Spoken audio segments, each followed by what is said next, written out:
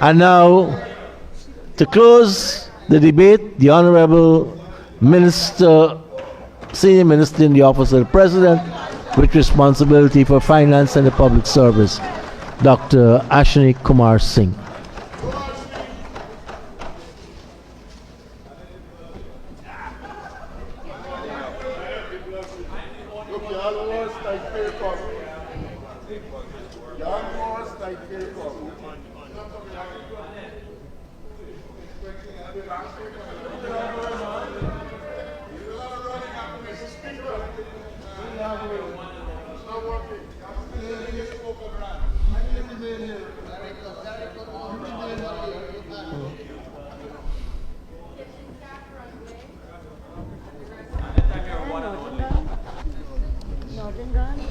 Thank you very much, Mr. Speaker. Mr. Speaker, I have said on multiple occasions how important we consider these annual budget debates. And I have elaborated why we consider these budget debates to be as important as we do. They allow us, on our side of the House, to elaborate our vision for our country, our plans and policies, plans, programs, projects in our respective sectors. We allow ourselves to be subject to the scrutiny and indeed critical scrutiny of the people of Guyana.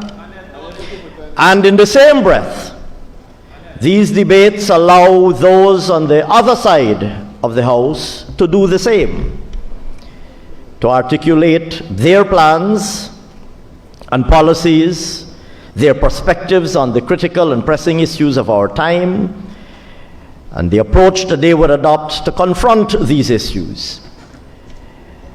This 2025 budget debate, Mr. Speaker, was no exception in this regard. My colleagues on this side of the House availed themselves of this opportunity, and those on the opposite side of the House endeavored, I believe, the same.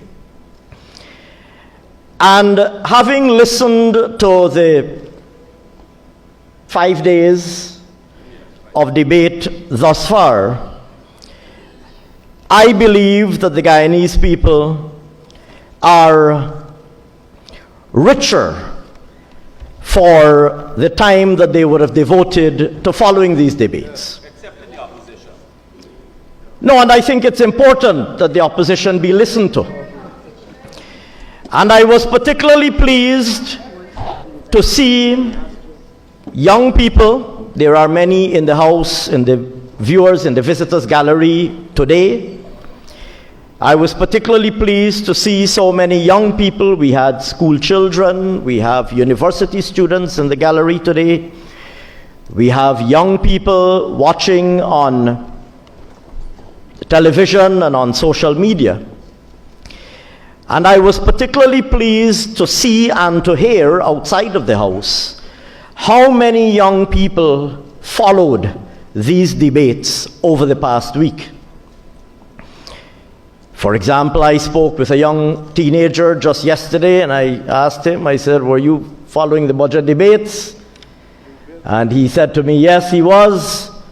And I said, "Is there any particular speaker that you want to single out?" And he said, "I enjoyed Minister 𝐁𝐔𝐃𝐆𝐄."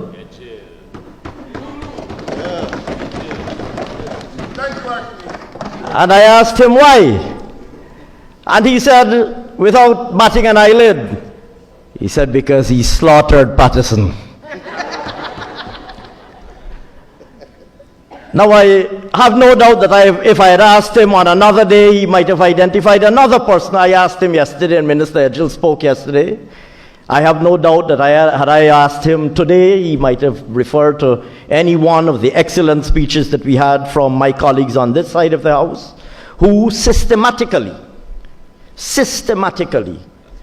outclassed those on the other side of the House and put on show once again why the People's Progressive Party civic is in government and why the APNU AFC are sitting over there. On many occasions I looked, as I often do, at the young members of the APNU AFC benches, honorable members of the House as they are. On many occasions I looked at them and I saw a particularly glum expression on their faces. As we see now. And I even engaged many of them on the margins of Parliament,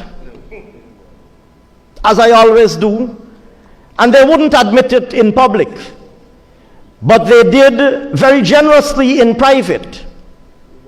Their understanding of why they are consigned and condemned to the opposition benches and will be consigned and condemned to the opposition benches for at least a generation to come. And they understand it. I like that word. Because they know, Mr. Speaker, as do the young people of Guyana, they know, including many of them who I will say to their credit, have the courtesy and decency to remain in the House, to listen to the conclusion of this debate. And I want to acknowledge all of them who have the courtesy to remain in this House while their senior colleagues make their presentation and, contrary to official guidance, scurry out of the House without affording those on our side of the House even the courtesy of a listening ear.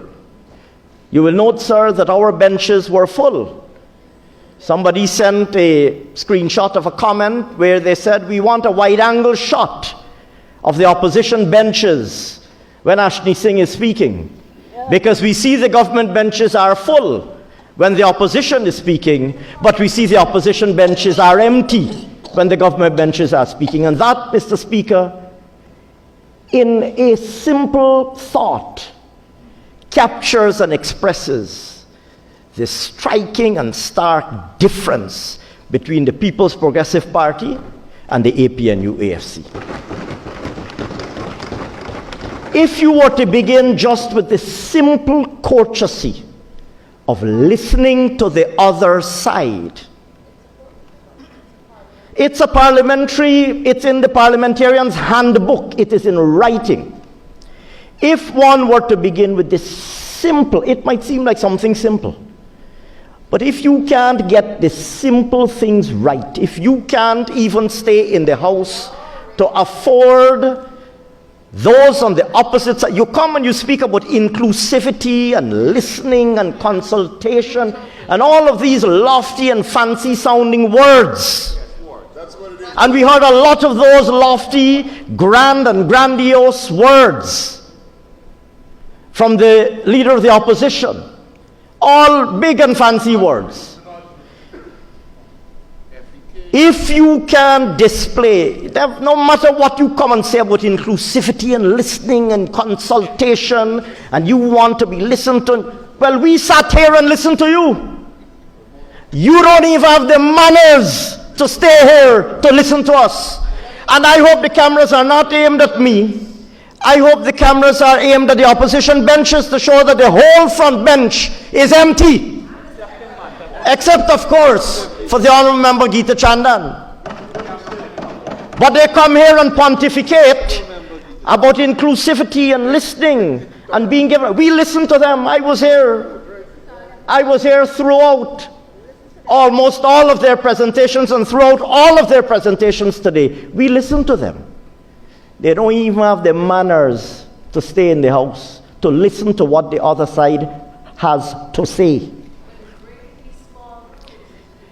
And of course, as the Honourable Minister Manik Chan points out, if you can't respect the small rules, then small wonder that you are incapable of respecting the bigger things that matter.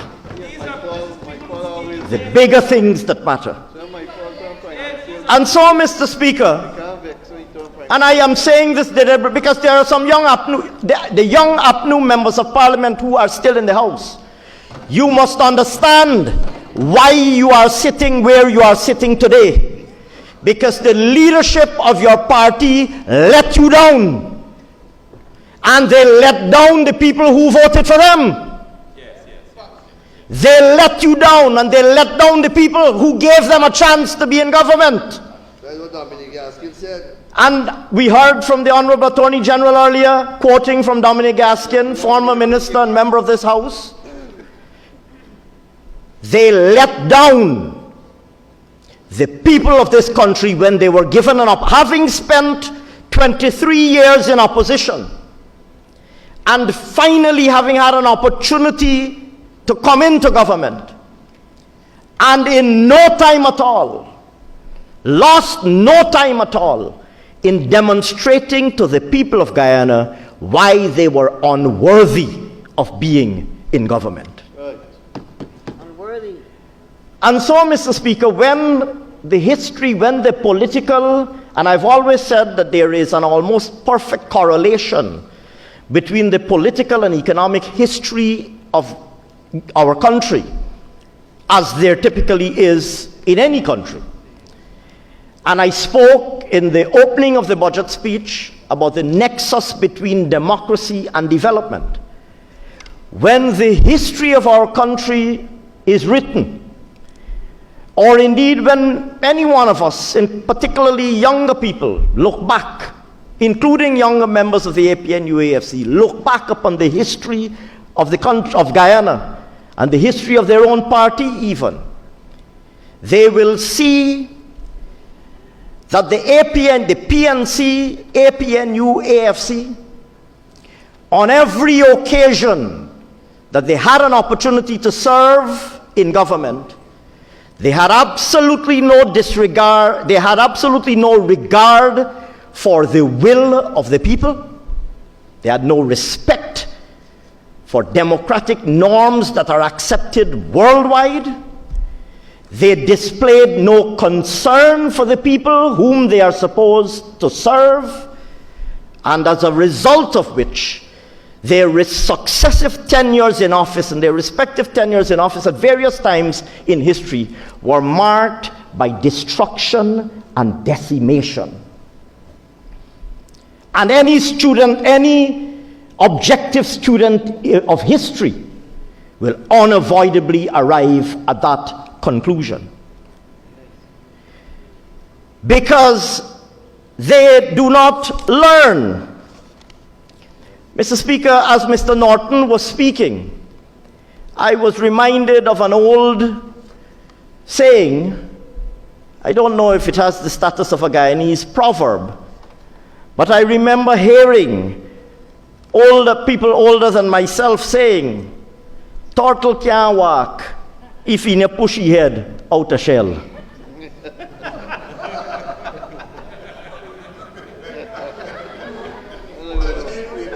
I don't know if it has the status of a Guyanese proverb quite as yet.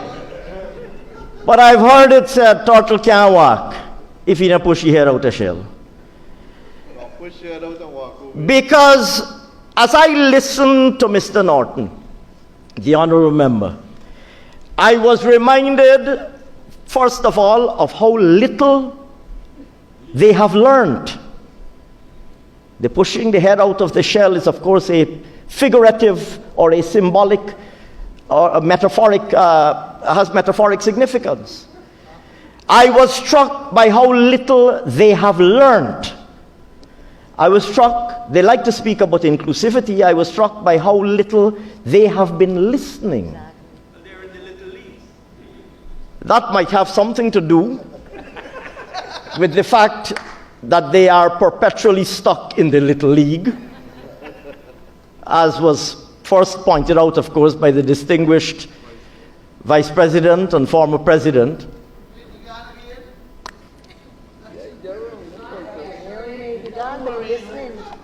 Mr. Speaker, He's always around, trust me. Mr. Speaker, I was struck by how little they have learned. I listen And the only conclusion that I could have arrived at is that they remain just as clueless and as confused as they were between 2015 and 2020, and as they were before 1992, they remain just as clueless and confused as they've always been. Incompetent. The PNC, I will say this very clearly, Mr. Speaker, and here again, through you, sir, I'm addressing the opposition members of parliament who have demonstrated, the tiny number, who have demonstrated, the 8 out of, is it 31 of them? The 8 out of 31 of them who remain in the House this afternoon, I'm minded to say to them that the real problem is that the APNU-AFC has not learned, has not listened. I heard, for example, Mr. Norton, Honourable Opposition Leader, speak.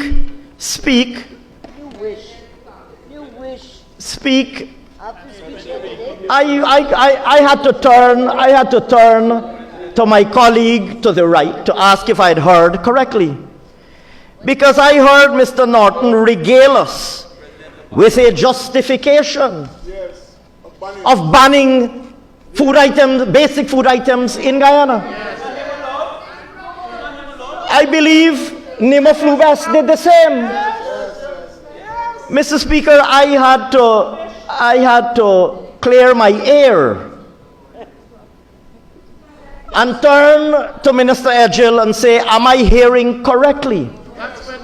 In 2025, Mr. Speaker, in 2025, I heard Mr. Norton stand up today in this House to justify, not only to justify, to say that they're proud. Yes. He said we're proud of it. They took great pride. Because it led them to great. Not to mention all of the other things. And Mr. Speaker, you know, it reminded me of so many little tidbits that I heard during the budget debate that steer me unavoidably to the conclusion that these people have simply not learned. We heard, Mr. Speaker, the Honourable Member Jurita Finance speak so disparagingly about tourism, workers in the tourism industry, tourism and hospitals, so disparagingly.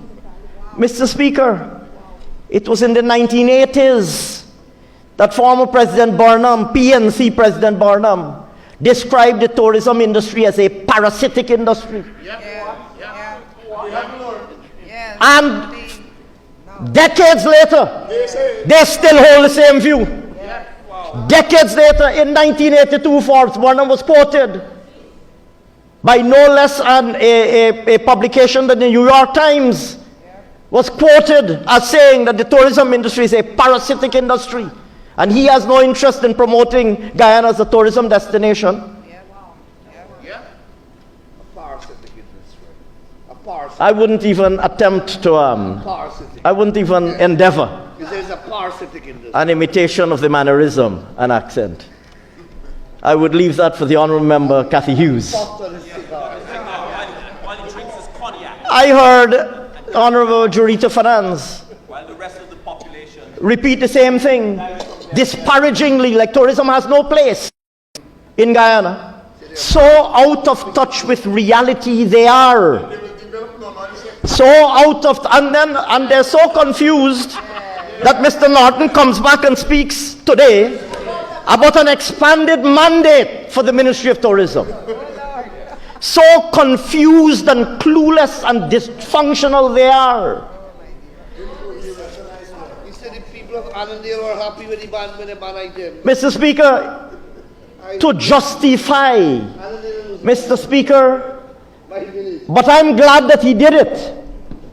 I'm glad that he said clearly that he is proud of the fact that their party banned basic food items because they receive in Guyana today, a generation a generation from amongst whom, if you consumed sardines in a can, you couldn't dispose the cans in your garbage bin. You went to your backyard and buried those sardine cans. Generation alive today, Mr. Speaker, for whom wheat and flour was as illegal as cocaine, and if you were caught with it, you were thrown into jail. And your vehicle was seized. And your vehicle was seized. And Mr. Norton comes today to say they're proud of doing that without a modicum or morsel of regret for the people, without a modicum or morsel of regret for the thousands of people who were criminalized because they ate potatoes, or they ate split peas or dal, or because they had a roti made of flour, or a dal puri even. Meanwhile, they're lashing up the roti. And Mr. Norton comes to tell this house that the PNC, the APNU, so they have a new name, but they are proud of the fact that they criminalized thousands of people. They criminalized all of the people of Barbados, amongst others, for eating roti or eating dal. And these people want to present themselves as electable. The police lock up a lady, you couldn't find the roti, but you say, here the roti, clap. I'll lock the lady. The lady hide the roti behind the There, you might believe that Mr. Nandalal, the honorable member, is joking, but there are famous stories from Barbados of people being stopped at the toll gate. You remember in those days you had toll gate, you used to get paid for drive on the road. You remember how many toll gates you had in Barbados? There are famous stories. They had one in Adventure, they had one further up. There are famous stories about people who get stopped by police at a toll gate, and the policeman pull them over and say, I smell the sardine on your breath. I carry you to the police station. Sit down on this bench. Breathalyze them for sardine. Breathalyze them for sardine. And lock them up. And Mr. Norton comes today to say he's proud. He's proud of making these people criminals for eating a dish or a food of their choice. Mr. Speaker, we heard Mr. Norton for weeks, sir. For weeks they have been regaling us with arguments about why we should not be investing as much as we are in infrastructure. We heard this outside, we heard you can't eat road, you heard, and for weeks since the budget was tabled, and for 1 week, speaker after speaker was trotted out to tell us about investing too much in infrastructure and about the absence of feasibility studies. And then Mr. Norton comes, even in his own speech, he starts out to say we're investing too much in infrastructure. We're doing far too much on infrastructure, building too many roads and bridges. And then, Mr. Speaker, when he put the two halves of his speeches, I don't know if he had two contributors to the speech that he was given to read. And apparently the two contributors didn't consult with each other. So the person who wrote the first half of his speech gave him a cost down on why too much infrastructure is being built by the PPP. And then the person who wrote the second half of his speech and send him to read, little eager that he is, right? The person who wrote the second half of his speech was clearly pro-infrastructure. So hear what they said. The second half of the speech started out with a lecture to us on the developmental impact of the United States of America's interstate highway system. and how transformational the interstate highway system of the United States of America was. But not to be outdone, he want to build more than the U.S. interstate. So he said he will build bridges across the Essequibo River at multiple points. Not content with one, he said we do a little drop from Parika to Wakenan, Lakenam, Legwan, and then you go on to Supanam or so, right? Not content with one bridge. Not content with one bridge, Mr. Norton, sir, after he done spend the first hour crossing infrastructure, he comes now to tell us, to promise the people of Guyana, that he will build highways across the Essequibo River at multiple points. Not one, at multiple points. Two contributors are on life support.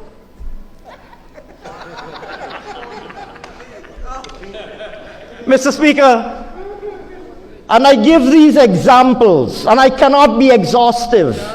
I give these examples to illustrate the sheer absurdity of what is presented to the people of Guyana as opposition today.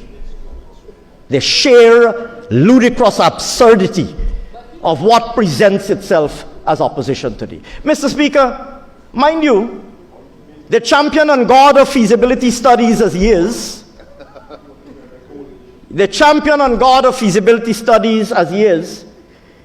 I don't know if he has done a feasibility study on these multiple bridges across the Essequibo River. Perhaps he might like to share them with us, because he advocates and champions feasibility studies. I don't know if Mr. Mahipal and Mr. Figueira have these feasibility studies. They've been left to represent APNU in the House.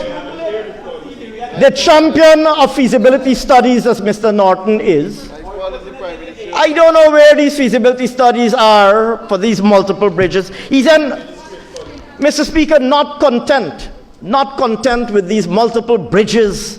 I heard a few of my colleagues said, what about the road to the moon? Because it's only that they left. The only thing left for he announced was a road to the moon.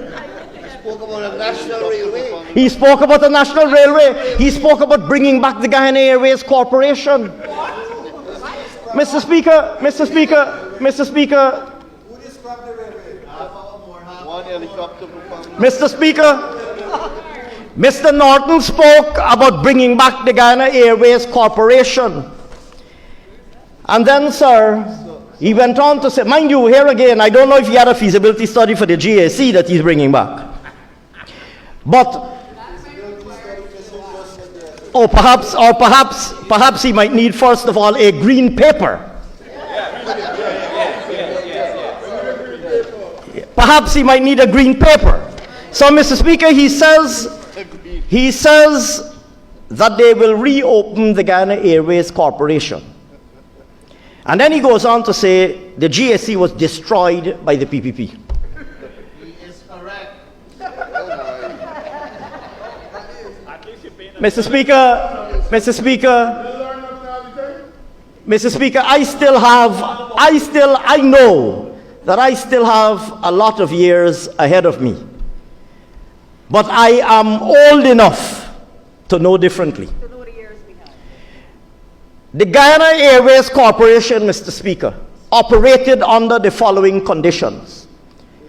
They offered scheduled services, fly to a few cities, New York and so on, New York, Miami.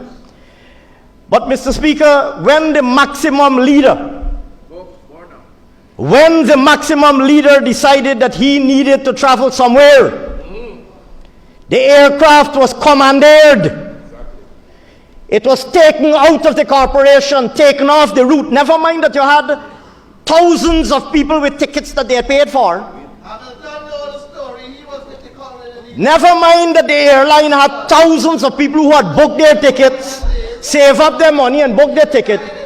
When Burnham decided that he wanted the plane was taken out of the corporate, off the route. But not only that, sir, you know what they call the aircraft livery? You know the livery? The word is livery. Delivery. You know delivery? They used to go change the seat cover to put on Barnum's favorite color because Barnum go only sit on a purple seat. So they used to go to change. This is a true story. It's widely documented. Mr. Speaker, and you know this too, Mr. Speaker, you were around too. You were a young man, admittedly, but you were around too. Delivery. The Honourable Minister Tashira knows this too. She has historic connections with the Ghana Airways Corporation. Delivery of the aircraft had to be changed. The seat covers had to be changed. For the kabaka. For the self-styled kabaka. Purple seats. Purple. I don't want to say that the royal rear would only allow itself to be seated upon a purple seat. The royal rear end. The royal rear end must only make contact with a purple seat. So the seat covers had to be changed. Mr. Speaker, we have copies, sir, of the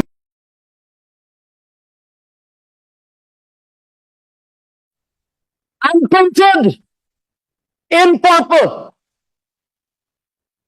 Mr. Speaker, that is their hero. So there, my ball running, he can't take it. My ball running, he can't take it. That is why you're sitting over there. It is because of these excesses. It is because of these excesses that you are sitting over there, and that you'll be sitting over there for more than one generation to come. It's because of these excesses. It's because of the sordid and disgraceful legacy of the PNC in this country. So you come now and you say GAC. Barnum used to commandeer the plane, change the seats, change the menu, fill up the plane with friends, family, and favorites. We have the passenger manifest. We have the passenger manifest. We were a starving country, and when we go to a meeting like the non-aligned meeting, we still have the list of people who went. When you read the delegation to the non-aligned meeting, we had one of the biggest delegations to the non-aligned meetings. Full up the plane, ministers and their family, extra crew, because obviously you got to have a spare crew, extra crew, ministers and their family, and of course you got to be the preferred crew. Ministers and their family and friends. So, Mr. Speaker, young members like those on that side, they must understand why they're over there. They must understand why they're over there. But you come here now and believing that that you can delude people, try to rewrite history. Try to rewrite history. You have to understand why you're sitting over there. You have to understand the sordid legacy of your party in government. Come here and misrepresenting all sorts of facts with lofty big ideas.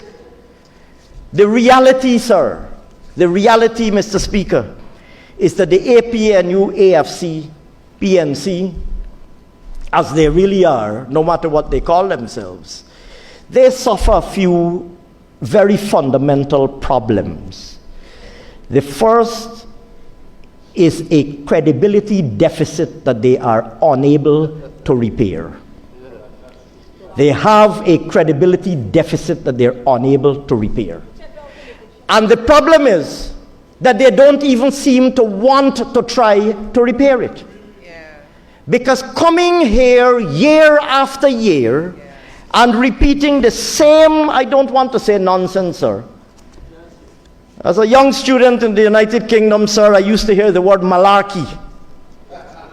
They come here year after year. It's not a word that's widely used in Guyana, but I intend to use it more frequently in association with the APNU AFC. They come here and repeat the same malarkey. Oh, is that a word that President Biden uses? They come and repeat the same malarkey year after year. Mr. Speaker, the Honourable Member Cassie Hughes. The Honourable Member, did I say young?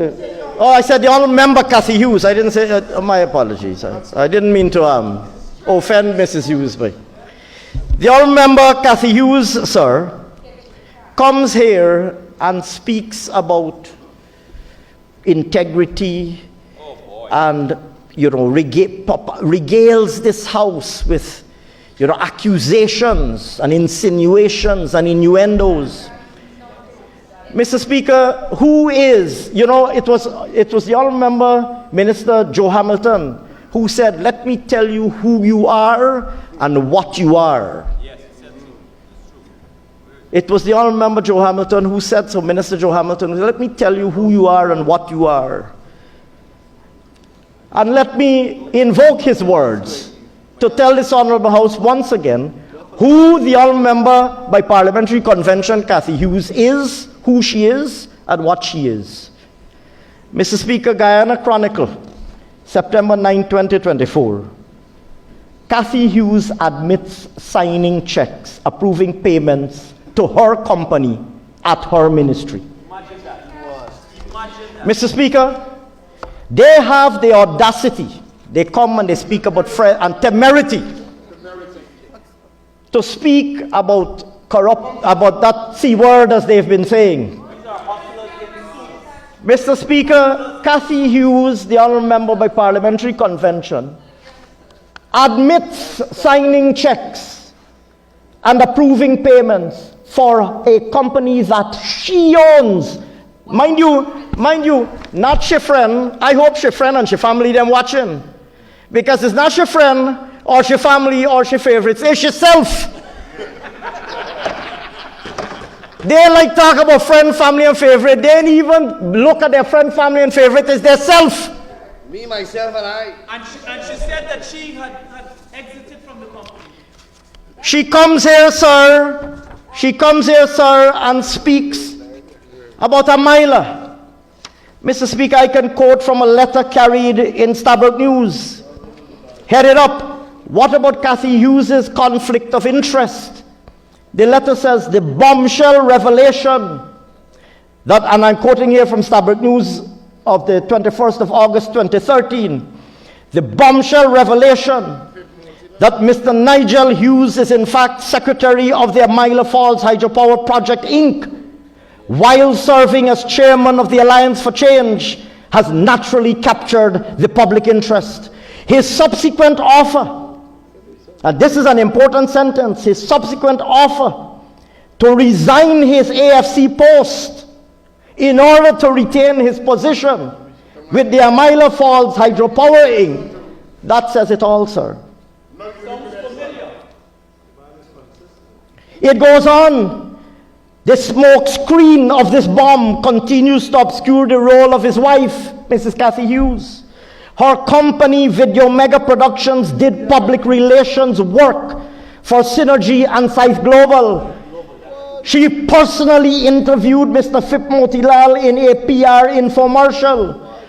Ms. Hughes was introduced as the public relations officer of Scythe Global. She is therefore intimately involved with the project. At the very least, she gained materially as owner of Video Mega. She comes here, sir, and now wishes to pontificate on integrity. They promised, sir, to liberalize telecommunications in their first 100 days. Prime Minister has already addressed this matter. They came into office in 2015, enacted the new Telecommunications Act in 2016, and sat on that act. Demitted office in 2020, squatting for 2 years as they did, and refused to bring the new Telecommunications Act into operation for reasons known best only to herself.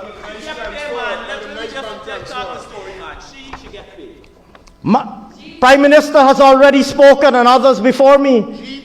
Newsroom. And I newsroom of 3rd April 2019, Housing Minister's husband has contract to build houses for her ministry, her own ministry. Her husband has contracts to build for her own ministry. And I'm not going to repeat what Prime Minister said on this matter earlier. Miss Valda Lawrence coming here, preaching sanctimoniously as they do,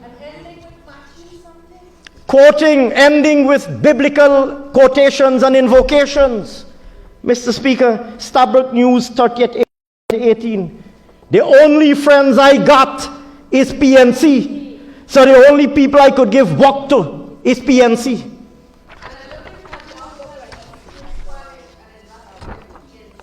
That is correct. That is correct. Right now we're looking for a doctor who can talk Spanish or Portuguese, and I want one that is PNC. And they want to know, sir, why the people of Guyana promptly banish them back to the opposition benches for the next 50 years. They want to know why they were banished. Mr. Speaker. Mr. Speaker, If they succeed, 3/4 I didn't intend. the burn down your house and your clothes and burn up everything. Mr. Speaker, the Honourable Member Cathy Hughes comes here and tries so pathetically to reopen this issue of the signing bonus. Mr. Speaker, the young people are here, and young people are watching us. They can Google. They just got to Google Winston bonus. You know what's the first story that's come up? 23rd November 2017. No signing bonus with ExxonMobil, says Finance Minister. And a big picture of Winston Jordan. Google it on your phones, Winston Jordan signing bonus. No signing bonus with ExxonMobil, November 23rd, 2017. Then you're going to get another story that tells you, Finance Minister says no rules broken with special account. When he find it, well, I skip some. Coalition, then after he discovered, mind you, his own ministry in 2016 wrote for a secret bank account to be opened. Mind you, in 2017, he says no signing bonus. Since November 2016, his own ministry wrote asking for a signing bonus. Here the caption of the letter. September 20th, 2016. A letter written to the governor of the central bank. Here the caption of the letter. Signing bonus granted by ExxonMobil. 1 year before. Signing bonus granted by ExxonMobil to request to open bank account. September 20th, 2016. In 2017, sir, Mr. Jordan was still saying to the world, no signing bonus received. Yep. And imagine, they have the audacity and temerity to come here, the gumption even, to come here and speak about mendacious. That was the word, and she said it with such aplomb like she had discovered a new word. Some of them said that they're coming into government now. She said it with such aplomb, such evident pride. Mendacious. Like if she had discovered a new word. I wouldn't even try to imitate the accent. When finally, the APNU Finance Minister, Winston Jordan, discovered that he couldn't hide the signing bonus any longer, he changed tune somewhat. He said the coalition was misled by Exxon negotiator with US $18 million gift in 2016. That, sir, was carried in the 𝐃𝐄𝐁 News of August 18, 2021. Mind you, Mr. Speaker, the account was opened and the monies were deposited and their existence denied when there was no NRF Act, which means that the money by law should have been deposited in the consolidated fund. Correct. And nobody has the right to decide that they will keep it out of. They've made all sorts of excuses that they kept it out of the fund to meet this type of expense and that type of expense. The Parliament of Guyana was denied the opportunity, first, of the knowledge that this money, which is public money, existed, and secondly, denied the opportunity to appropriate the use of the money. And the people were denied knowledge of the existence of this money, sir. And they lie about it, Ashni. That's the main thing, they lie. Somewhere in the mix, sir, he also said, US 20 million, this is iNews now, November 13, 2017. 20 million Exxon bonus the government. Finance Minister cannot confirm receipt. Says he will check. Says he will check. 1 year previous to that, his ministry requested the opening of a secret bank account. And Mr. Speaker, we saw instance after instance of that throughout this debate. Amila Falls, the Honourable Member David Patterson tried to rewrite history. My colleague, Minister Ejil, and the Prime Minister cited the involvement of the Blackstone Group, one of the world's largest institutional investors, willing to invest in the Amila Falls project. $80 million of climate funds earned under our first generation low carbon development strategy, deposited and accepted by the Inter-American Development Bank for investment in that project. And they selectively cited some reports. I think one of them, I think both Mr. Patterson and Ms. Hughes read from a 2014 report from the IDB. But to illustrate their incompetence, so they're reading triumphantly from this report, which the staff and management of the board submitted to which the staff and management of the bank submitted to the board, and they're selectively reading one paragraph to say, the project is a risky project. Well, Mr. Speaker, we were never in doubt about the fact that a project is a risky project. But if they have even the slightest knowledge of how these institutions work, that matter would not have reached the board if there wasn't an intention to proceed with it. And in fact, subsequent, and which they omitted to say, subsequent to that 2014 report, the matter having gone to the board, in 2015, the IDB issued a mandate letter signaling their intention and willingness to participate in the project and to structure its financing, a signed mandate letter. Conveniently omitting to mention that. Mr. Speaker, the sheer daftness and I don't know if it is the sheer daftness of my colleagues on that side of the House. The Honourable Member Cathy Hughes comes and she's reading from the IMF Article 4 report. She's reading from the IMF Article 4 report and she's boasting. Hear the boast, Mr. Speaker, hear the boast.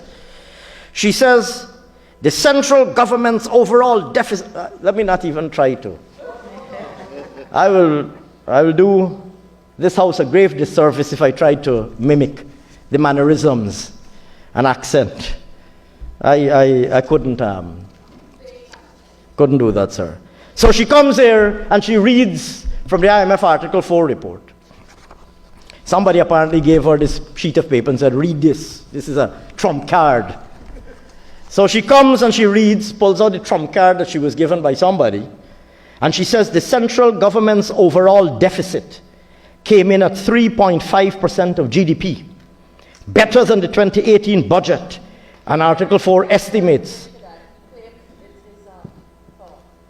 of 5.4% of GDP. So she comes here and she boasts that their deficit in 2018, that the IMF commended them, that their deficit in 2018 was better than budgeted. They budgeted a deficit of 5.4% and they reported a deficit of 3.5%. 2 percentage points difference. They overperformed by 2 percentage points. Mr. Speaker, there are two ways that you overperform your deficit. You either don't spend the money in your budget or you tax the people more and collect more revenue from the people. That's not a performance enhancement. Mr. Speaker, they did a healthy dose of both. In that year, sir, they collected more. They had already imposed the more than 200 new taxes and increased fees on the Guyanese people. Some, in fact, have counted it to be almost 400. They had already taxed the Guyanese people and projected higher tax revenues, and they overperformed their tax revenues by more than $20 billion. In other words, sir, putting on the shoulders of the Guyanese people taxing, mind you, this thing that Cathy Hughes comes to boast about, this improvement in the deficit, was as a result of putting VAT on water, putting VAT on electricity, putting VAT on wheelchair, putting VAT on medicine, putting VAT on educational items, putting VAT on baby formula, Putting back VAT on data. putting VAT on heavy equipment, taxing their blood, taxing the life and the blood out of people, overperforming their tax revenue performance and not giving the people back any relief. And she comes here very proud, sir, to say we returned a smaller deficit in 2018 than we had projected. Not even understanding such, Clueless, totally clueless. not even understanding what she's reading, sir, nor its implications.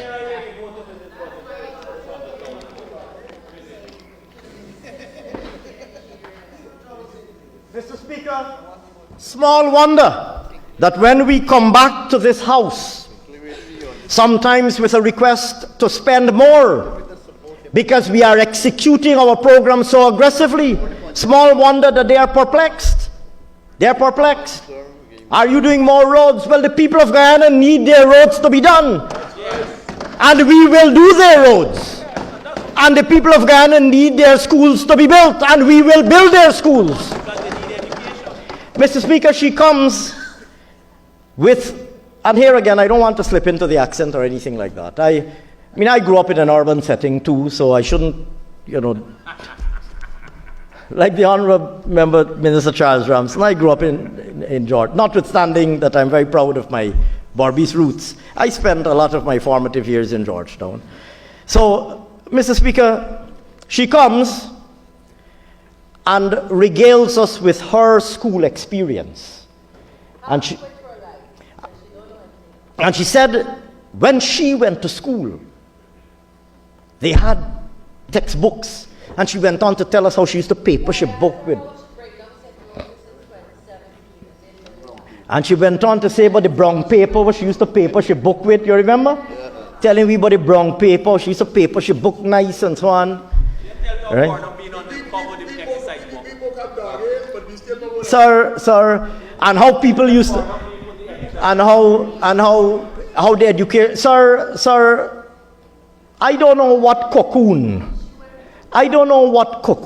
the Honourable Member Cathy Hughes lives in. I don't know what bubble. And I mean, we know that they live in a little bit of a bubble, right? We know that they live in a bubble, removed from reality. And I don't know why members like those who are in the House, right, Jermaine doesn't share with them, not to single him out. Ronald Cox is here, Honourable Member, Jermaine Figueres. I don't know why they don't tell them the experience of, the ordinary man. They live in this cocoon. So the Honourable Member Cathy Hughes comes and regales us about this wonderful education experience that she had with her books, with their brown paper covering them. Sir, in 1985, I don't know if she was at school in 1985. Sir, in 1985, right? So they make a lot about this matriculation rate. Sir, and we are building buildings. Even the Honourable Member Coretta MacDonald, who is supposed to have some interest and some familiarity with the education sector, she says, we are building buildings. Sir, let me share with you some numbers so you understand what is going on here. Mr. Speaker, in 1985, you know how many people wrote 𝐶𝐃 maths? 2,700. 2,700 students wrote 𝐶𝐃 maths. Mind you, that was 1985. Out of which, incidentally, 22% passed. In 1990, you know how many people wrote 𝐶𝐃 maths? 3,000, not 5,000. It moved from 2,700 to 3,290, barely 500 more. Over 5 years, 500 more people wrote. It moved from 2,700 to 3,290. Mr. Speaker, in 2024, you know how many people wrote 𝐶𝐃 maths? 10,440. 10,440. The population hasn't grown by 5 times. Mr. Speaker, Guyana's population hasn't grown by 5 times. They probably remain about the same. Right? But 3,000 people wrote 𝐶𝐃𝐄𝐓 maths in 1990. We came into government shortly after that. 10,000 wrote last year 𝐶𝐃𝐄𝐓 maths. But the world was wonderful for her. But of course, she lived in this beautiful little cocoon. People died from beriberi and scurvy and rickets. Sir, and if you think mathematics is an isolated example, English.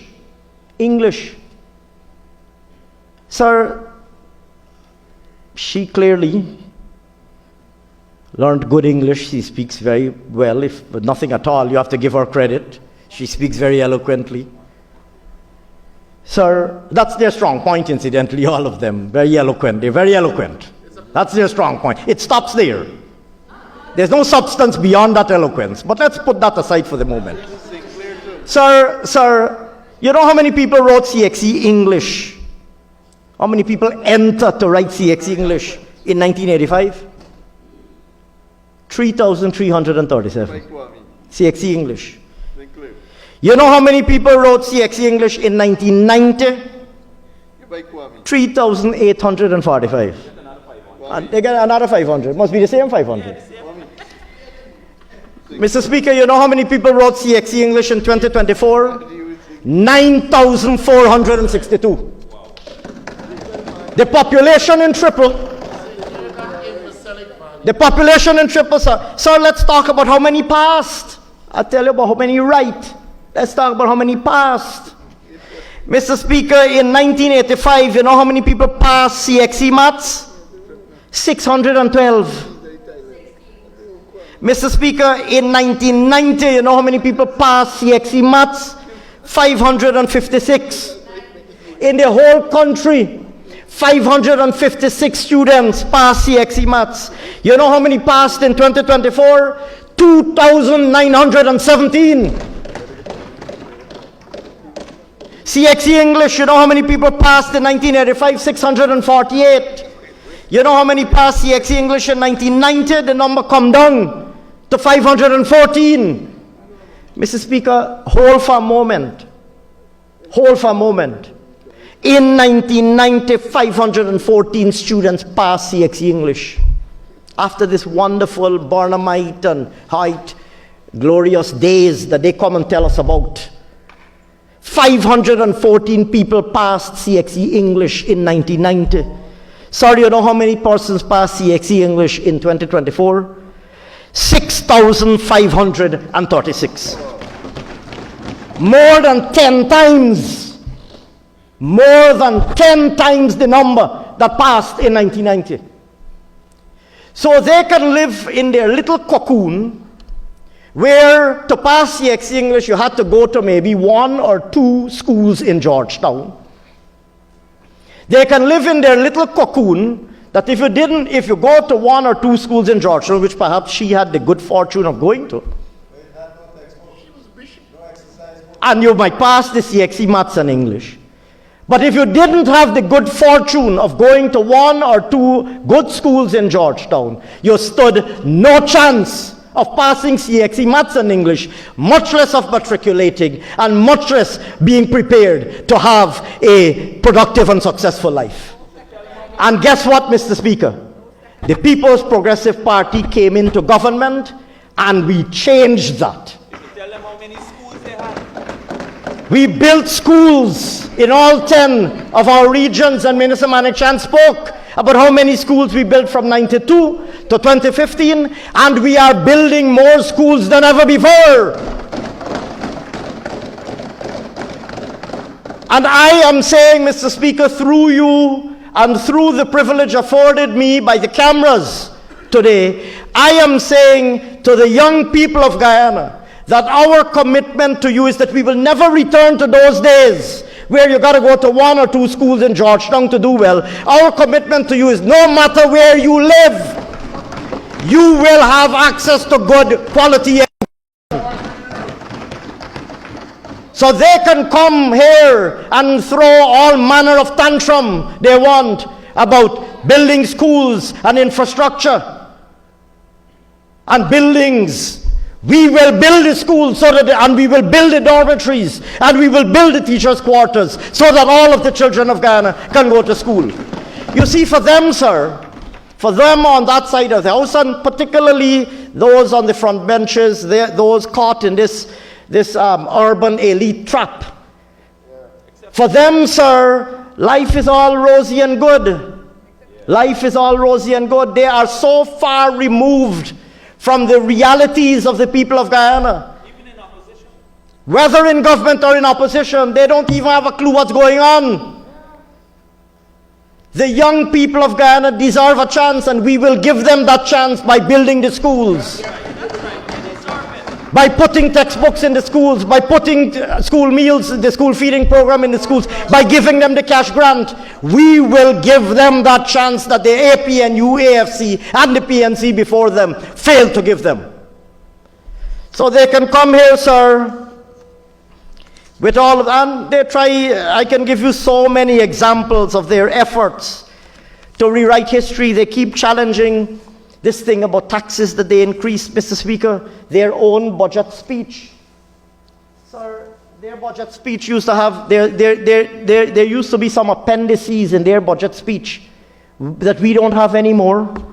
Sir, the 2016 budget speech had an Appendix 9, proposal for the increase in license fees. They're coming back now to ask me to answer a parliamentary question on something that is captured in their own budget speech. And they're making a big hullabaloo about this. A big hullabaloo. A load of malarkey. Sir, Appendix 9, Budget Speech 2016, enshrined for posterity in the Parliamentary Library and the National Archives. Proposal for the increase in license fees. Sir, everything, you name it.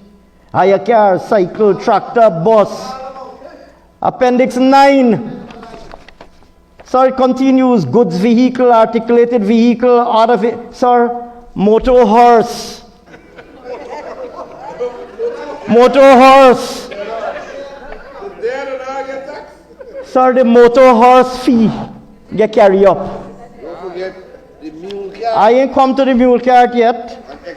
You got Appendix 10, liquor licenses that gone up. Appendix 11, trade and miscellaneous licenses that gone up, sir. Everything, trade license, butcher shop license, cigarette factory, pawnbroker license. Sir, cart, drawn horse, sir. Item number 119. They want me list 200. One table alone got 147. Sir, Appendix 11 alone got 147. Right? 2016 budget speech, sir. And they're coming here and jumping up about a question that Honorable Ferguson, somebody write the question and get set you up for look stupid.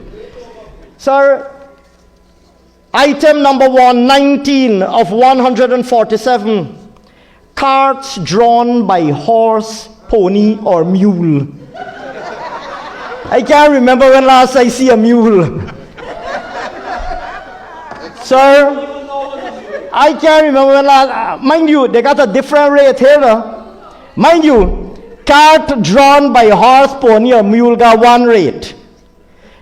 But if it is a cart drawn by horse, pony, or mule kept or used in Georgetown, you get another rate.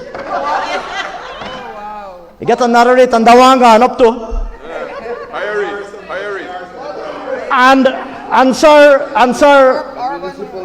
Sir, Poor horse, you want to know we do. just in case the cartman, You want to know we do. just in case the cartman don't have a horse, pony, or mule, and he pull in the cart with a bullock, right? A cart drawn by bullock or ox. Full card. Full card and ox. And forget you want to know why you're sitting down over there? You want to know why you're sitting, and Rajkumar, you want to know why you're sitting down over there, and young Sayers from Linden. You want to know why you're sitting down over there? This is what your leaders did to you. This is what your leaders did to you. That's why you say, and guess what? That's why you will spend another generation over there. This is what your leaders did to you. Car drawn by bullock or ox. If the mule weary and the cart man say you're gonna get a bullock or an ox, not a feepenny. And then if the bullock or the ox not there, car drawn by donkey. I thought donkey was exempt. No. Car drawn by donkey. Beast of burden being captured. Right, and you got a different rate. One for a donkey inside Georgetown and one for donkey outside Georgetown. Sir, in the budget, here, Dinesh Jaiprasad, come in here, they're rolling you out here for Comcast PPP. This is what PNC did to you and the people of Guyana. This is what APNU AFC did to you and did to the people of Guyana. And they got you, rolling you out here for tax strippiness in the parliament. And the horses, and the mules, and the bullocks. Sir, and they want to know why the Guyanese people, sir, everything, cinematography, ball and dance, you want to get a little dance there, jack up the feet on that too.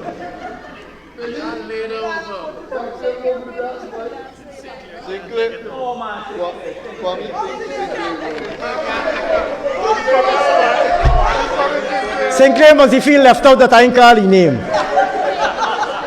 Don't feel left out. I was getting around to you, Sinclair. Don't feel left out. So, Mr.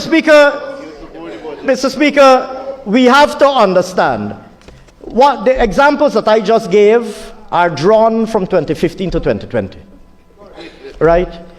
The reality is that every time, because the PNC is incapable of learning, as was demonstrated today by saying we're proud of the band and living with their heads buried like an ostrich in the sand, because the PNC and its leadership are incapable of learning.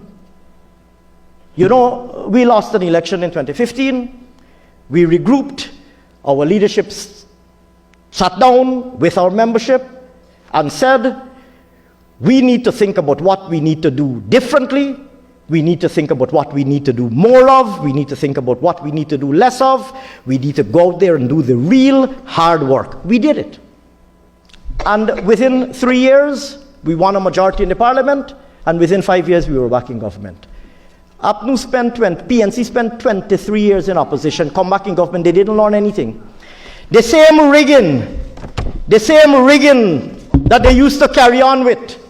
Imagine, sir, you're rigging election in 1968, right, and 73. Honorable Mahabir Nandalal, I'm not going to repeat what he said. I couldn't possibly do it as eloquently as he did it and as comprehensively as he did it.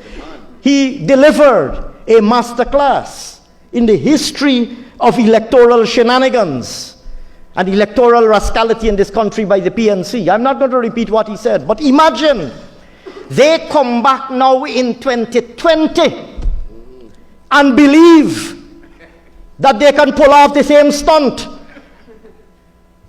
And you tell me that this is an entity that is capable of learning? Mr. Speaker?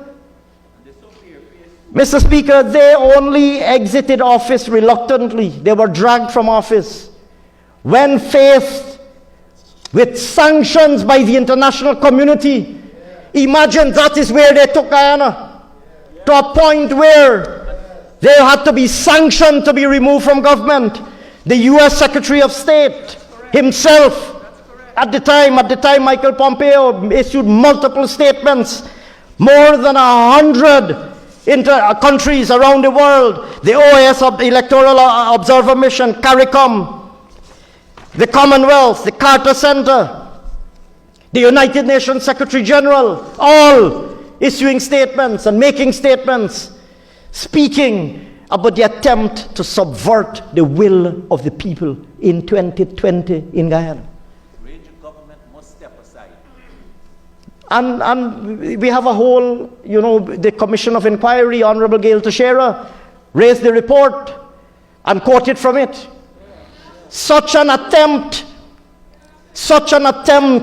to steal an election cannot be recalled anywhere else in the civilized world. I think it was the late was it Bruce Golding who said it? Bruce Golding said it. The most transparent attempt to steal an election, to rig an election. To alter results. What were the words that he used? They make votes don't look good. Sir, so we have to understand that the APNU AFC has not learned. They have not learned. They are, as I said some years ago, they are the same old PNC. And Mr. Speaker, several speakers, I made the nexus between democracy and development in the budget speech. And several of my colleagues developed on this nexus, including those who spoke earlier today. You see, if you don't understand that you have to deliver services to people in order to persuade them to vote for you, and there are young people in the audience today and young people watching, it's important that you understand that if a political party does not understand that it has an obligation to deliver results to people in order to persuade them to vote for the said political party, if that party doesn't understand that you have to deliver to people, then the party will place no value on such a party has no regard for the will of the people because they don't care how you vote. So there is an unbreakable nexus. If you understand that you have to win votes from people, you understand that you have to deliver results to them. If you believe that you can steal an election, then you don't care about delivering results to people. And the inevitable path that you will go down is a path of destruction. Mr. Speaker, volumes can be written about the economic, you hear Mr.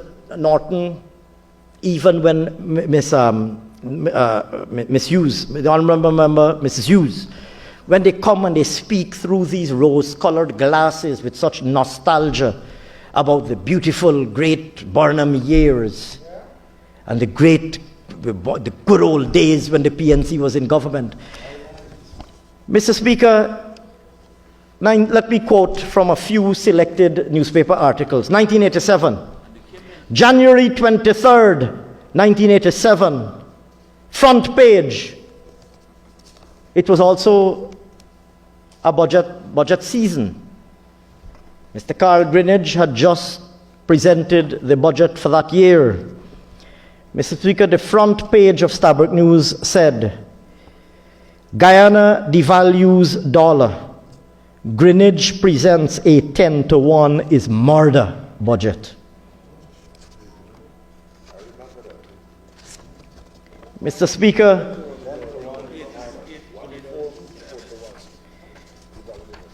the story goes on. 10-to-1 is murder. That is what the budget was called.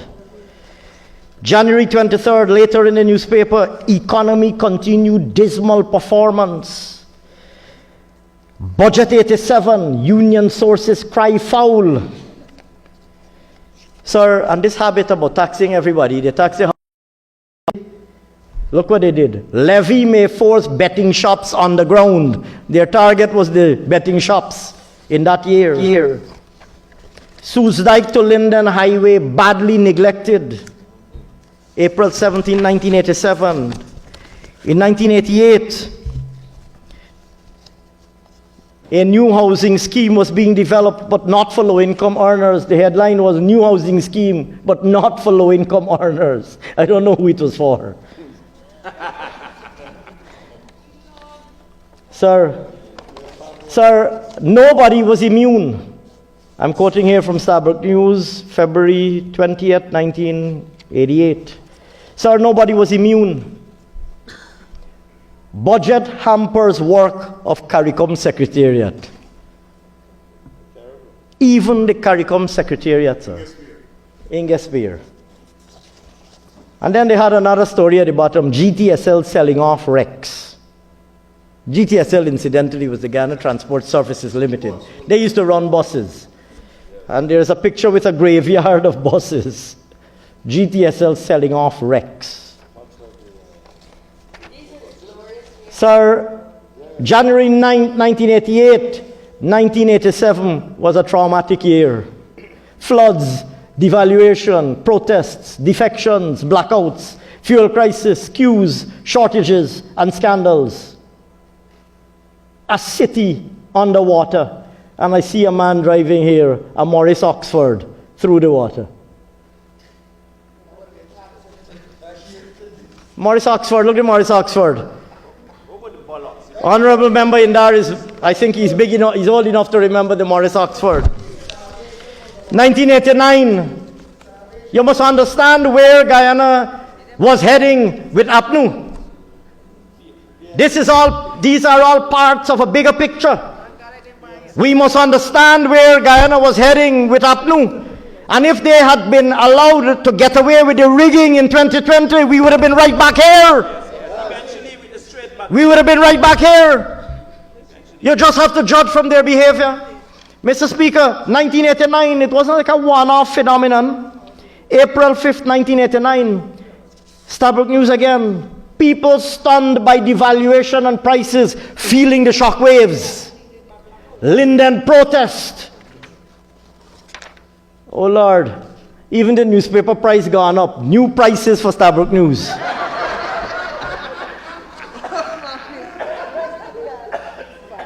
Look at that here. Look at that here. New Stabrook prices. Stabrook News price gone up. Sir,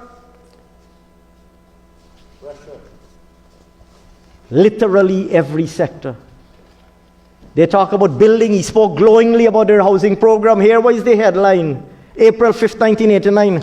Hollow block factory under heavy pressure.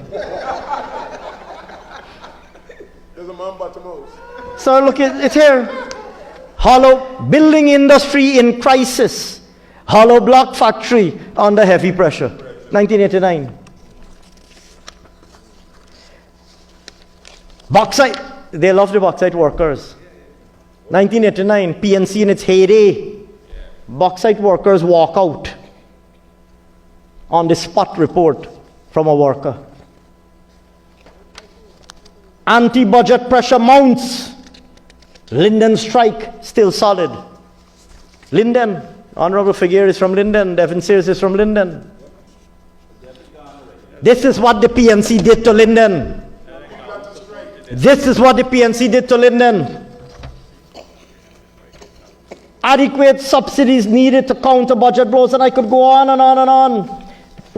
Sir, they talk about consultation. Government won't talk to FITUG. Refuse to talk to the biggest trade unions in the country. Sir, you know some of these headlines, we laugh at them today. Hear this one, I know you're going to like this one. Pegasus taxi operators feeling the squeeze. On the same page, thieves on the rampage on West Dem. Things rough. Sir, and even the chick men. 8-card men pulling in the suckers. Look at that. You know the men on the chick board? Nobody was spared. Airfares, truck charges threaten mining industry. 1988 was a tough year, says KG. Sorry, even the GDF lost its chaplain. GDF seeks new chaplain. Sir, May 2nd, 1989, the small businessman, we are only working to eat and losing. Budget hits cook shop business hard. Cook shop business, Mr. Speaker, cook shop. Cook shop, they got a picture with a man in the cook shop looking like things really hard, and the headline in Stabrook News. Budget hits cook shop business hard. Mr. Speaker, businessmen suffering after, this was life under the PNC. And I could go on and on. I could go on and on and on. They love UG. They love UG now. Mr. Speaker, headline, front page, Stabrook News, May 31st, 1989. UG faces crisis. UG faces crisis, 1989. Sir, the same day, newspaper, housewives forced to scrounge for rice flour. No, sorry, my correction, sir. For rice, comma, flour. We mustn't forget the punctuation. It's rice and flour. Housewives forced to scrounge. Stabrook News, you know, it's here. They love women. They love For, sir, reducing ordinary Guyanese to scrounge. women. And mind you, you ain't scrounging for gold and diamond. You are scrounging for rice and flour. There is a photograph of a signboard in a shop. Notice what's available. Notice no rice, no oil, no flour, no chicken until question mark. So what they got really, man? Sir, and they talk, sir. And then they talk about accountability. Still in the same day's newspapers, public accounts 7 years in arrears, and they are now the champions of accountability. For 7 years, the people of Guyana, eventually it became 11 years, never had a single year of audited accounts. Sir, and it goes on and on and on, year after year. Sir, as recent as 1991, they like to talk about the ERP and so on and so forth. They come here, Mr. Norton said the ERP was saving Guyana. ERP, as we all know, was abbreviated to mean empty rice pot. Sir, 2 years after this ERP that he likes to boast about, look what the Guyanese people had to face. January 20th, 1991, panic buying creates shortages of basic items. This is what surrounded PNC budget speeches, sir. And this is where we were heading. This is where we were heading. This is where we were heading had they been allowed, sir, to perpetrate the heist that they attempted. And they can't run from their legacy, sir. This is their legacy. This is their track record. And what is more astonishing is that with that legacy in mind, they came back in 2015, implemented the same policies, caused the same hardships. Well, first of all, they came back with the same people. Almost all of them were the same people. Just a little bit older, considerably older. They came back with the same people, with the same policies, causing the same hardship to the same Guyanese people, and they expected to be kept in government. Wow. And they wonder now why they were sent packing to the opposition benches. But, Mr. Speaker, the unavoidable reality is that the PNC is associated in every incarnation. They are associated with destruction, decimation, and hardship to the Guyanese people. In the pre-1992 period, in the 2015 to 2020 period, even in their policies today, they are consigned, they have condemned themselves because they refused to acknowledge their mistakes of the past. And because they refuse to change course and correct their strategy, they're condemned, sir. And perhaps they don't know better. Sir, Mr. Norton came today and he spoke about, you see, this is the problem. I don't know if it is ChatGPT or AI or two speaker, maybe part was DeepSeek and part was ChatGPT that drafted the two halves of the speech, and then he put them together. Sir, he spoke about Singapore. You will recall he spoke about Singapore. Sir, in 1966, and I will quote, I'm not using our numbers, I am quoting from the World Development Indicators, a database that is globally available online. Sir, in 1966, Guyana's GDP per capita was $353, right? Bear with me a little bit, Mr. Speaker. Guyana's GDP is not in race Singapore, so let's talk about Singapore. In 1966, Guyana's GDP per capita was $353. Singapore's GDP per capita was $567. So they were ahead of us, but a little ahead of us. We were 353, they were 567. By 1991, after a quarter century of PNC dictatorship in Guyana, Guyana's GDP per capita, after 25 years, Guyana's GDP had moved from $353 to $466, right? After 25 years. You know how Singapore's, after 25 years under the PNC, this is the glorious days, the glory days, the Barnum days that they like to boast about.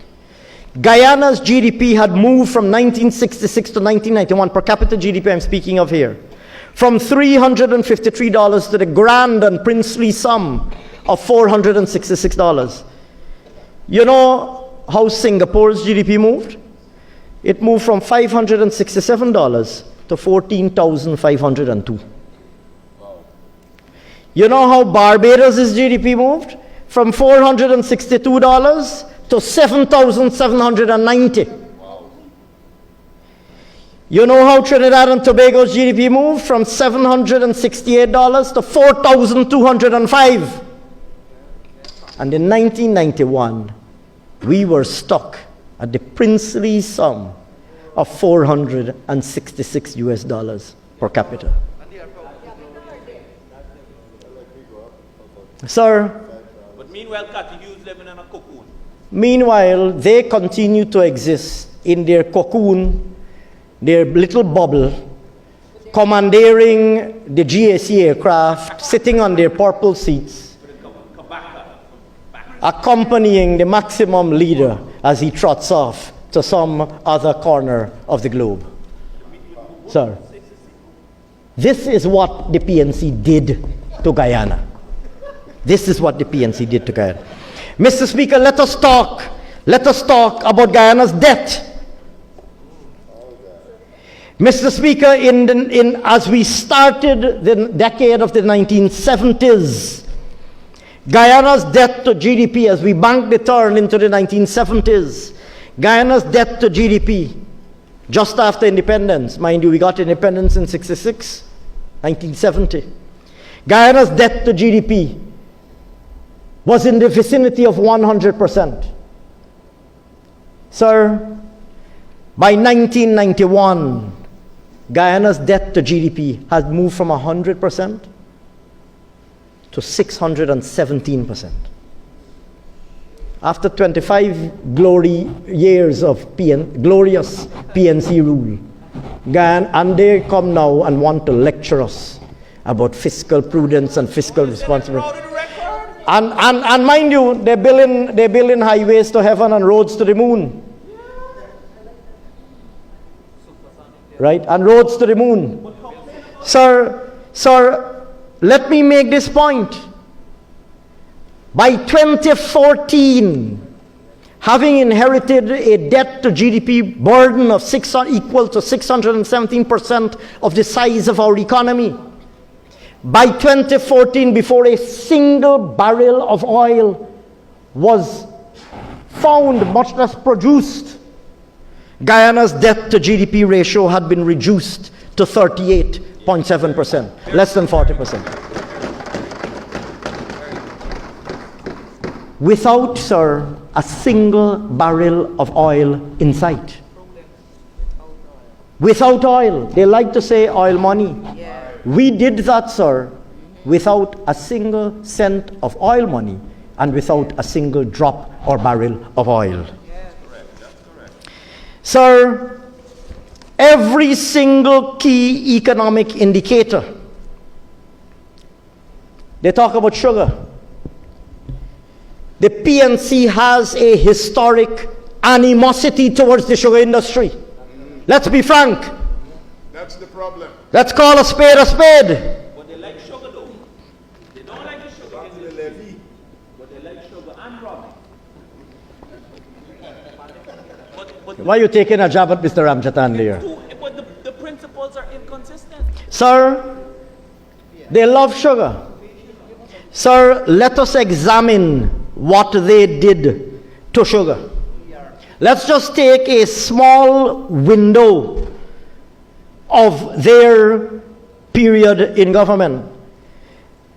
Mr. Speaker, from 1977,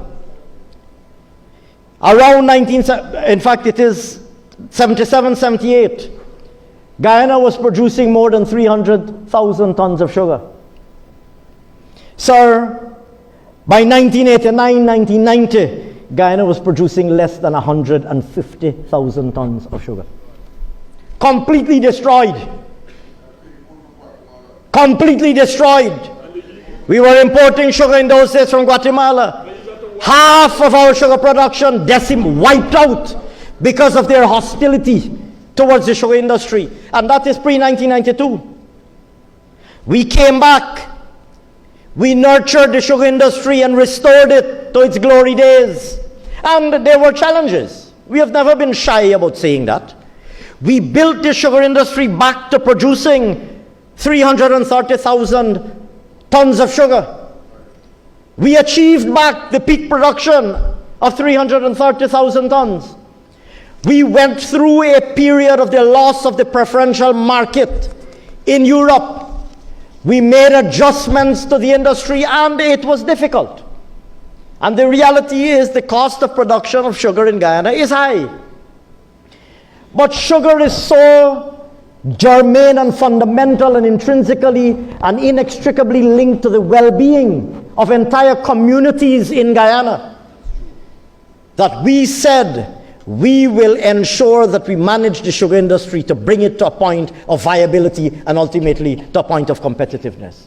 They come year after year and attack us for providing support to the sugar industry. But now they want to expand Gaisuko. And then, in keeping with their want, as they say, sir, they come here and say, because once again they want to mislead the sugar workers. Mr. Vince Roy Jordan now says, we will, what was it? Resuscitate, not resuscitate. Revive. We will revive the sugar industry. Because they can. Sir, the sugar workers know better. And they don't have to go back to 1991 to know better. They know better. You promise them the same thing. You promise them, what was it, 40% salary increase? You promise them a huge salary increase in 2015, and then you came in and closed the industry down, closed down estates, wantonly and randomly. You come here now, once again, with promises being plucked out of thin air, as if you believe that the Guyanese people are gullible. As if you believe that the Guyanese people are gullible. There are children of sugar workers watching you. Like Honorable Member Suresh, who shared his personal experience when his father was terminated. There are children of sugar workers watching you. They know what happened to their parents. When you made a false promise, you came into government and you betrayed that promise. They're watching you. They come out, not learning from their previous experience. They come again and make all sorts of promises. Mr. Speaker, the same with rice. Mr. Speaker, they spent from 1970 to 1991, 1992, hardly ever achieving 150,000 tons of rice, struggling. Every single economic chart, I've plotted it, Mr. Speaker. If you look at rice production, limping along under the 200,000 mark for 2 decades, from 1970, 1980, 1990, limping along below 200,000. Mr. Speaker, when we came in 1991, rice production, sir, was barely 200,000, less than 200,000 or thereabouts. Mr. Speaker, by the time we left office in 2015, we were producing in excess of 600,000 tons of rice. Today, we are producing in excess of 700,000 tons of rice, the highest production ever. It doesn't matter which industry you look at. Bauxite, they destroy the bauxite, and no matter how you twist it and turn it, they love bauxite workers. They sat back and look at Rusal, chased out of Guyana. 1,000 bauxite workers put out of work.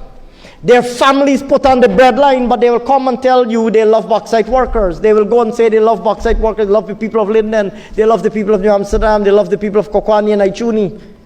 Sat back and watched Rusal and instigated and were complicit in the forcing out of Rusal, an international investor that we worked hard to bring and keep in Guyana, forced out Rusal, closing down the bauxite operations in the Berbice River and putting 1,000 direct employees.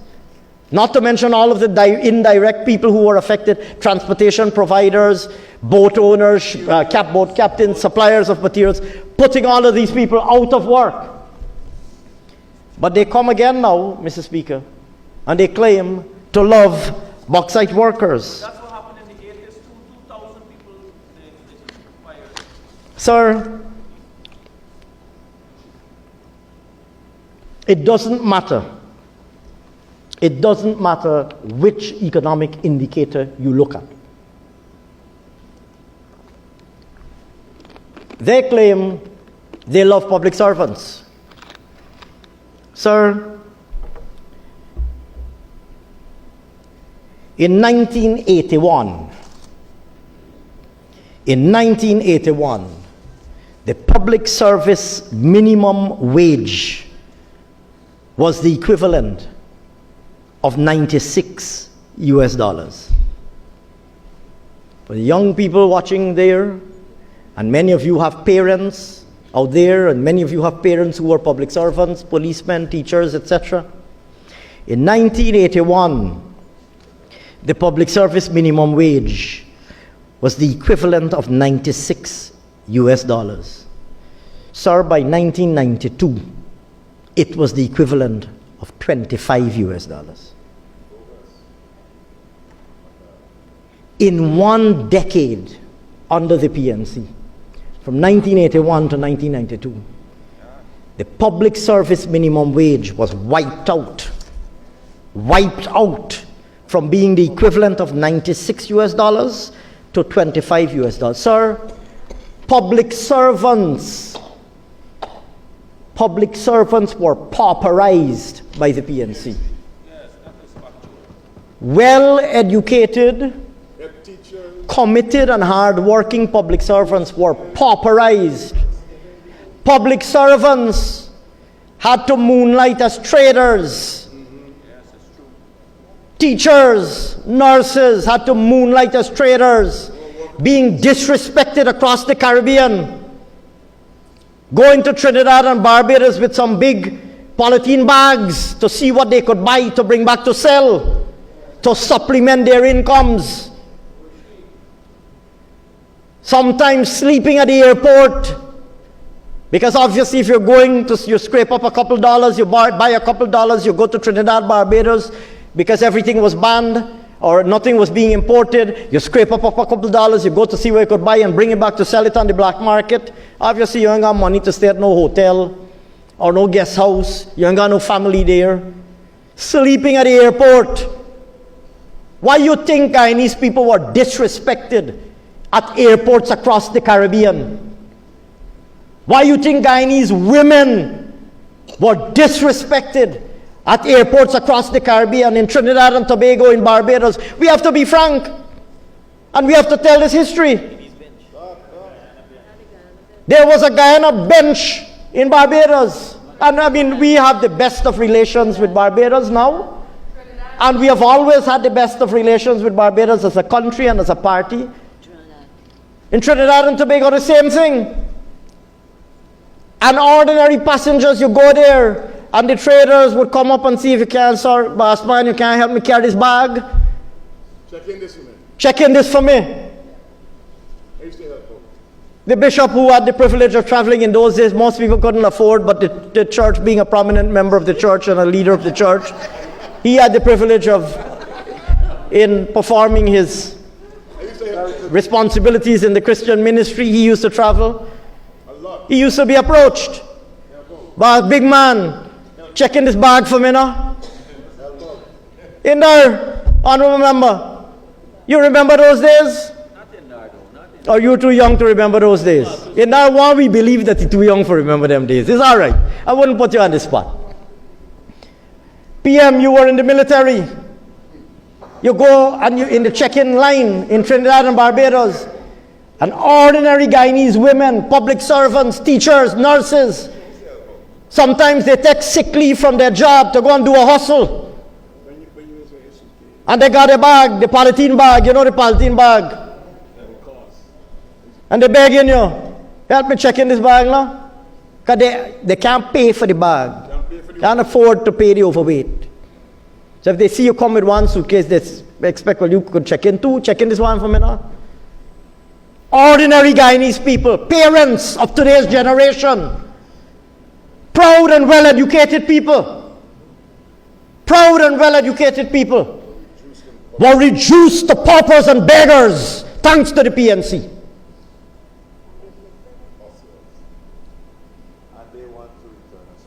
And mind you, they had an opportunity to return to government in 2015, and in no time at all were putting our country back on the same path. Back on the same path. Not learning a single thing.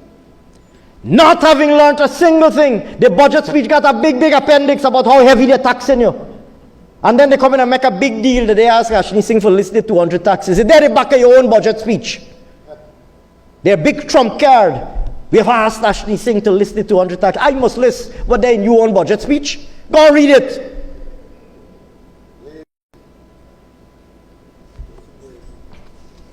Mr. Speaker, today, the public service minimum wage, mind you, I said in 1992, it was the equivalent of $25 US.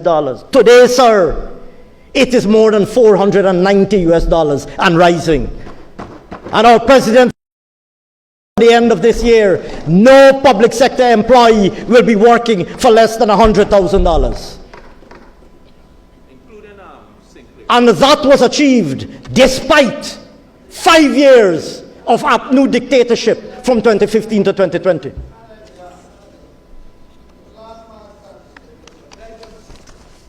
Sir, but they have this, you see, APNU's style, APNU, and whatever they, you know, the AFC, whatever, they're all PNC anyhow. They're all PNC anyhow. Sir, the PNC style, whether, like I said, there's a subset, AFC is really a subset of the PNC. So they have this style of coming here with a lot of fancy talk, right, or going out there on social media with a lot of fancy talk, thinking that they can fool the Guyanese people. So, for example, Mr. Speaker, I presented this budget, if I'm not, I think it was January 17th. I presented this budget on January 17th, 2025. Mr. Speaker, 1 week before that, just after or shortly after, I announced, a few days after I believe I announced the budget date, the leader of that PNC faction that calls itself the AFC, the leader, Mr. Nigel Hughes, and I'm quoting here from him, in a social media post dated January 10th, 8:51 p.m., having heard that we'll be presenting the budget, he made a social media post. Was it AI written? Well, I don't know if it was AI written. I haven't put it in the AI machine to see if it, to back out if it's 87 or 97 or 100% AI written. But you could put it in the machine to see. So, he writes, you know, they have this air of intellectual superiority. So here what he writes. Some of the AFC's proposals for the 2025 budget. The budget must be located within the following fiscal rule, which should be enshrined in legislation. Full stop. Oh, I thought you were supposed to get a colon. Well, he did not put a colon, but anyhow, full stop. And he then articulates this rule. The non-oil primary deficit as a share of non-oil GDP should expand only by the sum of oil revenues withdrawn from the NRF and foreign borrowing. Let me read that again. I will read it again slowly. The budget must be located within the following fiscal rule, which should be enshrined in legislation. The non-oil primary deficit as a share of non-oil GDP. So the non-oil primary deficit as a share of non-oil GDP should expand, the deficit, the non-oil primary deficit should expand only by the sum of oil revenues withdrawn from the NRF and foreign borrowing. Now, on the surface, a lot of people out there might look at this and say, wow, this man bright bad. This man bright bad, right? Right? I mean, it's understandable, right? I mean, this is heavy stuff. This is heavy stuff, right? I mean, I don't claim to have gone too far in high school, right? So this is heavy stuff. You have a PhD. This is heavy stuff. Right? So anybody reading this, the innocent bystander reading this, might think, wow, this man bright bad, you know, this is the man to lead Guyana. Right. Sir, let me don't come to any of he MPs. I am challenging him to explain this publicly. I am challenging him to explain, not by doing a PowerPoint slide that he can get one of the geniuses within APNU to do and then post it on Facebook. I am challenging him to go with an unwritten script, unprompted, to go on any camera without a script in front of him or in front of any live crowd and explain what he's saying there. But sir, having read this, I said, man, what do we mean? I struggle to understand it. Like I said, I mean, I know what I know and I know what I don't know. I know my own limitations. So I read in this thing and I'm trying to figure out what is man really saying here. But then I said to myself, look, this man got MPs in Parliament. I am sure that they will illuminate for the uneducated amongst us, myself included. I am sure that his MPs will explain what he meant here. So I sat for 1 week. I sat for 1 week, waiting for one of them, any of them, the chief economic spokesperson, the Honorable Member Jurita Finance, all the way down to all the way down to the leader of the opposition. Honorable Leader of the Opposition in the House. Outside of the House, there are some who might call him the little leaguer. I listened to every one of their MPs, sir. From Jurita Finance, Honorable Member, to Mr. Aubrey Norton.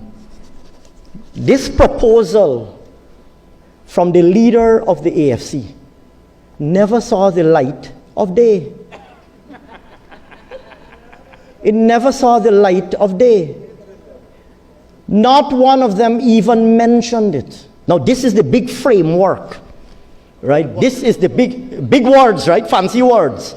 You know, there's another guy in his word. I ain't talking about the turtle no more. You know, there's a kerfuffle. You know when you want kerfuffle, people? Big fancy words there, but fiscal rule. Here now, from Jurita Finance to Aubrey Norton, and everybody in between, including Jermaine. Jermaine, you know about this rule? You know about this rule? Or Jai, right? Or Mahipal. Devin Sayre supposed to be an AFC man. He come here and he jump all over and he dance all over in his speech. He didn't tell me back about his leader's fiscal rule. And I was hoping somebody on the side would have explained it for me. That's out of curiosity, of course. Pure, I wanted to be educated. Yes. I genuinely wanted to be educated. I wanted to understand what is it that he's proposing here. Sir, not one of it. Apparently, they read it and they put it where it belongs. Right in the garbage bin. Because none of his MPs, not one of them, this is the big budget must be located within the fiscal rule that their leader. And I understand he wants to replace Mr. Norton as presidential candidate. Sir, none of his MPs came and made even passing reference to his grand fiscal rule. Not one. Well, sir, not one. None of them. But I'm giving them a chance. Like I said, let it come back any other time and explain it here. So you got a press conference tomorrow. Right? Not one of them came back. I don't know if they had a rethink after the 10th of January and they decided we're abandoning the leader's fiscal rule. I don't know what happened, but we never heard back about it, sir. Sir, he posted back a lot of other stuff after that, right? He posted back some Venn diagrams, some chart. They had a big chart. And here the big pronouncement in this big chart. He gets somebody for draw a diagram and he posts this diagram on Facebook. Here the big pronouncement. Oil GDP plus non-oil GDP equals overall GDP.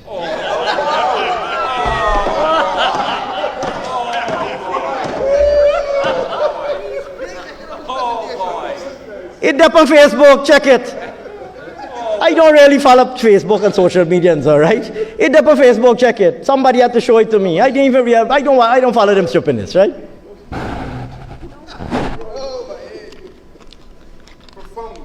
Profound. Fancy words. You think to yourself, man, these are the intelligentsia, you know. These are the intellectual sophisticates. In Ghana, when they talk, the words, the vocabulary, the accent. You find it? Look, Charles got it. Look, Honorable Minister Ramson has the diagram. Yes. You have the diagram there. You see the big pronouncement? Oil GDP plus non-oil GDP equals overall GDP. I'm going to share it in the group, man. I'll share it with the speaker too. Sir, when they speak with the big words and the fancy accent, you think to yourself, man, these people bright bad. You think to yourself, these people bright bad. This time, guess what? It's a load of malarkey. A load of malarkey. Sir,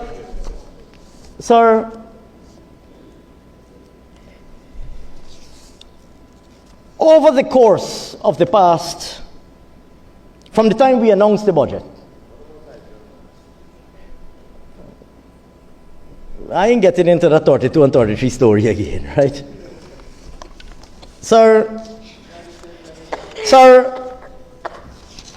over the course of the days that have elapsed since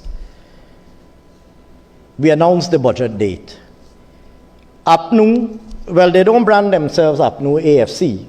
They have been preparing some banners that are branded PNCR APNU. So I saw several banners here, PNCR APNU. I don't know if they have, what decisions have been made and about the life support machine and who on life support and who not on life support. But I saw several banners headed up PNCR APNU. One is here. Announcing their proposals, what they will do. So they announced for, and I was doubtful whether these things were genuine. I don't really, like I said, I don't really follow social media too close. I don't really know what's going on. So I was skeptical when somebody said to me, they brought this to my attention and they said, well, this is what APNU saying out there. I said, are you sure this thing genuine? So they had several proposals. But I subsequently came to discover that they are genuine, these proposals, because I heard them repeat the proposals in this house. So for example, the chairman is, what's his name? Is Honorable Sherwin Holder is his name. I think he's the chairman of the PNC. Is he still the chairman of the PNC? So he's the chairman of the PNC, no less. In his speech, he repeated their proposals. That was a 90-day plan, right? Good. 90-day plan. So he listed, they're doing it faster now. They're moving quick. It's not 100 no more. Completed. They could have completed in the 5 years. But now they moved from the 100 to the 90. Sir, they repeated. So first of all, sir, Mr. Speaker, tax-free, mind you, this is what they will do in their first 90 days in government. Sir, $400,000 per month tax-free threshold. Right? Sir, cash grants, regular, guaranteed. Over $100,000 per month. Cash plus benefits for households. And not satisfied there, $100,000 hard cash, not ordinary cash. Hard cash. No, no, we're Soft cash. That's soft cash. Not ordinary cash.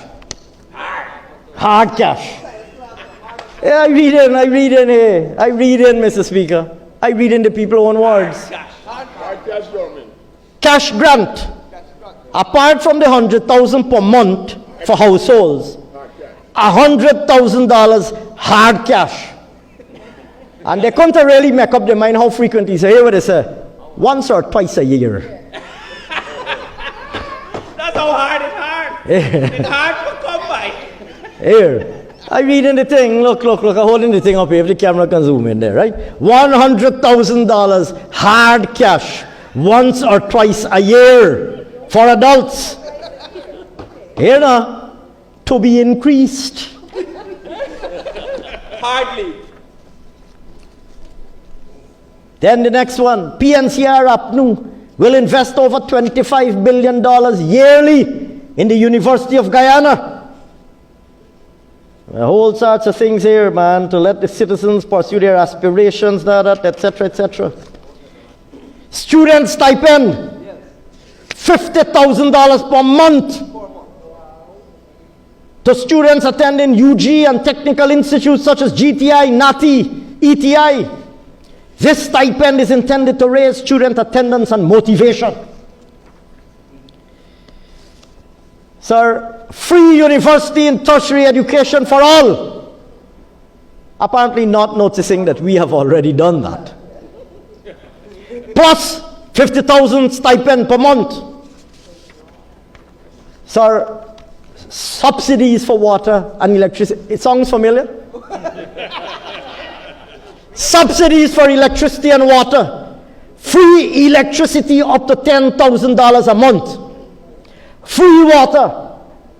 The same jokers that put VAT on electricity and water a couple years ago, coming back now, thinking that the Guyanese people are stupid, coming back now for tell you, we're giving it to you free now. Free electricity up to $10,000 per month and free water up to $5,000 per month. And then they slip in a piece there. Cheap cooking gas. It's here. It's here. Cheap cooking gas. I read in, right? Old age pension. Cheap as in quality is cheap. You know. You know what they're saying, and I selling it just how I buy it. I read in what the people write. Old age pension. $100,000 per month in our first year in office. Remember last time they promised to double it immediately? Yes. In our first year in office, $100,000 per month. Same trick, that's bigger. You're right. Same trick, but bigger. Coming back to the trick though. Salary increase up to 35% in our first year in office. Man, they're on a roll. Here now. They're on a roll. Well, hear this thing. Right? Mr. Speaker,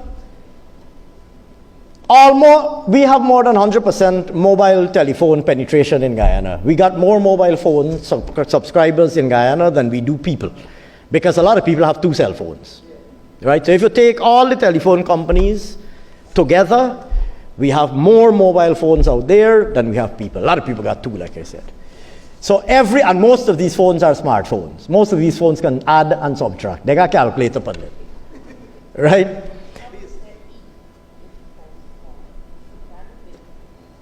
No, you turn it sideways. Turn it sideways and you get a scientific calculator. So everybody got a pocket calculator in their pocket. Everybody. So you can calculate. Most of these measures, you can calculate what they will cost. Some are a little bit more difficult to calculate than others. Some, you need a little bit inside knowledge to calculate. So I did a back of the envelope calculation. You can't calculate cheap gas. Right? That's a little rough. I can't calculate it. But I did a back of the envelope calculation that I want, Mr. Speaker, to take the Guyanese people, because there are a lot of people who at one point or another will be watching this. And Guyana is full. We continue to have some of the smartest people in the world. Guyanese people are smart people. You can't pull wool over their eyes. We have always been, even in the worst PNC years, reasonably well-educated people. Right? So, sir, I will share with you a few back-of-the-envelope calculations of their own measures. Now, the tax-free threshold of $400,000 monthly, most people out there may not be able to calculate that, but we have calculated that in the Ministry of Finance. And I want you to keep a tab here. That measure will cost, and it's very easy because you could look at how much the threshold adjustment will cost us. We have, of course, increased the threshold from 100 to 130, and we told you how much that would cost. So you could easily extrapolate. It's not quite as simple, but you could do a rough extrapolation. Sir, increasing the threshold to $400,000 monthly in the first year in office, we have estimated will cost about 34 billion Guyana dollars. The 100,000 hard cash, once or twice a year for adults. Let us work with an estimate of 600,000 adults, which is what we are working with for our cash grant. Right? 600,000 persons. 600,000, let's work with 600,000 persons, 600,000 beneficiaries. That's 60 billion a year. If you go with the or twice, that's 120 billion. So we're now at 34 plus 120, $154 billion. Making UG tuition fee, etc., they tell we how much they're going to put in. They said 25 billion. So take the number and add it on. Yes, Indar, I see you pull out your calculator there. 34 plus 120 plus 25. Sir, paying $50,000 a month to students attending UG and technical institutes. Let us work with 11,000 students at UG and 3,000 students at the technical institutes. That is 14,000. 14,000 times 50,000 a month with 12 months in the year, $8.4 billion. Indar, stop me if I go wrong. 8.4 billion. Add that. Sir, for UG students, they said they were going to reimburse all loans and cash payments and reimburse everybody who had paid fees, etc., etc. Graduates will reimburse loans and write off loans, cash payments, etc., with 5-year proof of work. Let me assume $1 billion. Add on another $1 billion. Subsidies for water, free water for up to $5,000 a month. You could do a rough calculation if you work with maybe 250, 300,000 households, 5,000 a month times 12, you end up with about $11 billion there. Free electricity up to $10,000 a month. Again, $10,000 a month times 12 months, you work with roughly 230, 250,000, you end up with roughly, our estimates, $27.6 billion. Old age pension, $100,000 monthly. We have, let's say, about 75,000 old age pensions, 76,000 old age pensions, roughly. 100,000 per month times 12, multiplied by 76,000, that is $91.2 billion. Right? $91.2 billion. Good. Salary increase. If we work with the 2024 wage bill, you slap on the 35% what they said they're going to put on under, your wage bill gone up by $73.5 billion to $283.5 billion. A raise in the minimum wage to $200,000 per month, that is going to cost you roughly about $43.2 billion. Another $20 billion for direct cost of living measures that they said they would do, $20 billion. They give you the number. They said they would put another $3 billion to the Small Business Bureau. I didn't list all of the measures there. They said they're going to put another $3 billion to small businesses, put another $3 billion. They said they're going to put $50 billion to a development bank with a focus on improving productivity, etc. So put another $50 billion. They said they will allocate $100 billion for the rent-to-own program. You remember the rent-to-own program? Whatever they want to call it, that's another $100 billion. They say they will support GPL for the maintenance and upgrade of the grid, and they gave us the number for that, $200 billion they said they're putting in there. $200 billion. And then they said job seekers to benefit, $40,000 monthly. Let's estimate maybe about 10% of the adult population. Roughly, we work with maybe 60,000, 50, 60,000 persons benefiting from $40,000 monthly, 40,000 times 12, times 60,000. I'm advised that that comes out to roughly about $28.8 billion. Mr. Speaker. Mr. Speaker, those measures come up to how much? $799. You get $763. I may have glossed over some very quickly. Maybe our assumptions differ a little bit. And there say he gets $766. Mr. Speaker, our estimate, and I challenge them to say that these things will cost differently from what we have estimated. Those measures alone will cost, the incremental impact will be $799 billion, almost $1 trillion. The fictitious, fictional, imaginary measures that they have announced, the whimsical and fanciful dream that they've been painting, the delusion that they're living, the malarkey that they've been spinning, those measures alone, mind you, they ain't built a school yet. They ain't done none of them schools that Minister Manichan is building. They ain't built a single hospital yet. They ain't put a single Panadol. They like talking about Panadol in the hospital. They ain't put a single Panadol in the hospital yet, or a single X-ray machine yet. They haven't sunk a single well yet, and they don't spend nearly $1 trillion. They ain't open a single housing scheme or allocate a single house lot yet. And they have already spent. They ain't level a single community ground. They ain't put a single fence or a single light in a community ground anywhere, and they already spend $800 billion. Own hard cash. Hard cash. Hard cash. Not ordinary cash, right?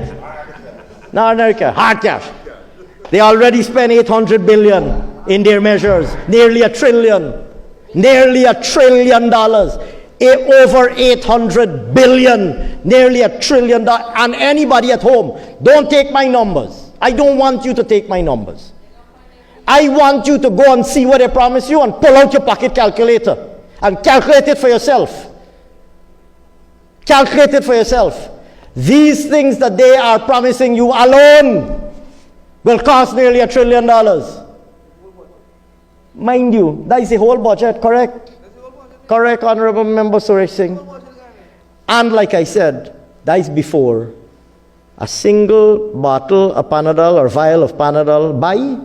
That's before any drugs and medical supplies for our hospitals, much less any hospitals, any police station, any school, any ground.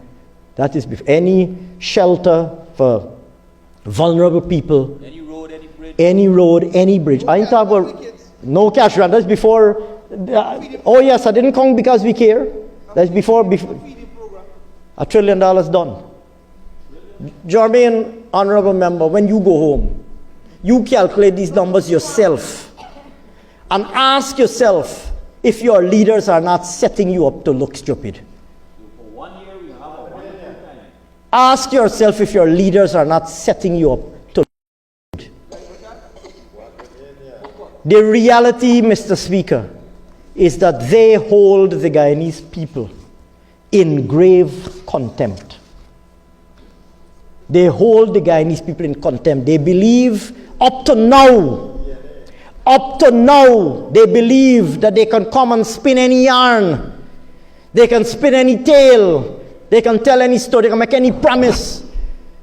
And they believe you will believe it. The Guyanese people believe it and go and vote for them. But guess what? They may have been able to pull that off in 2015 because there was a whole generation of Guyanese people who had forgotten them from their pre-1992 ways, but they gave the Guyanese people a very timely reminder of their true nature. So today's generation, all of whom have their pocket calculators in their pockets, all of whom have access to social media, can calculate this stuff for themselves. They can calculate this stuff for themselves, and they know that it's all rubbish. The three-card trick. They know it's all a load of malarkey, and I'm using the word malarkey because I can't use the real word I want to use. I can't use the real word I want to use, Mr. Speaker. It's paying due deference to the authority of your chair, sir. You know I'm always respectful of your chair, as I should. So we have to understand what we're dealing with here. And in Budget 2025, I said it. I said 2025 is an election year. And they will come with all manner of criticisms, almost all of which are completely baseless and unjustifiable. But we listen keenly, because where there are things that they say that we need to correct, we listen. And we correct them. We don't necessarily, out of the 100 things that we do, we perhaps will get 90 right. The other 10 perhaps don't get done as quickly or as well as we would like to. And we fix them. Because that is what a truly listening government does. They have not heard a single word from the Guyanese people since 1992. They still believe it's okay to justify rigging. It's okay to justify, as they came here. What did the Honorable Cathy Hughes came here and said, what is this thing about rigging? There has been no something, a GCOM and something, as though she's living in a parallel universe. This is the Russian. As though she's living in a parallel universe. The Guyanese people saw you trying to steal the election.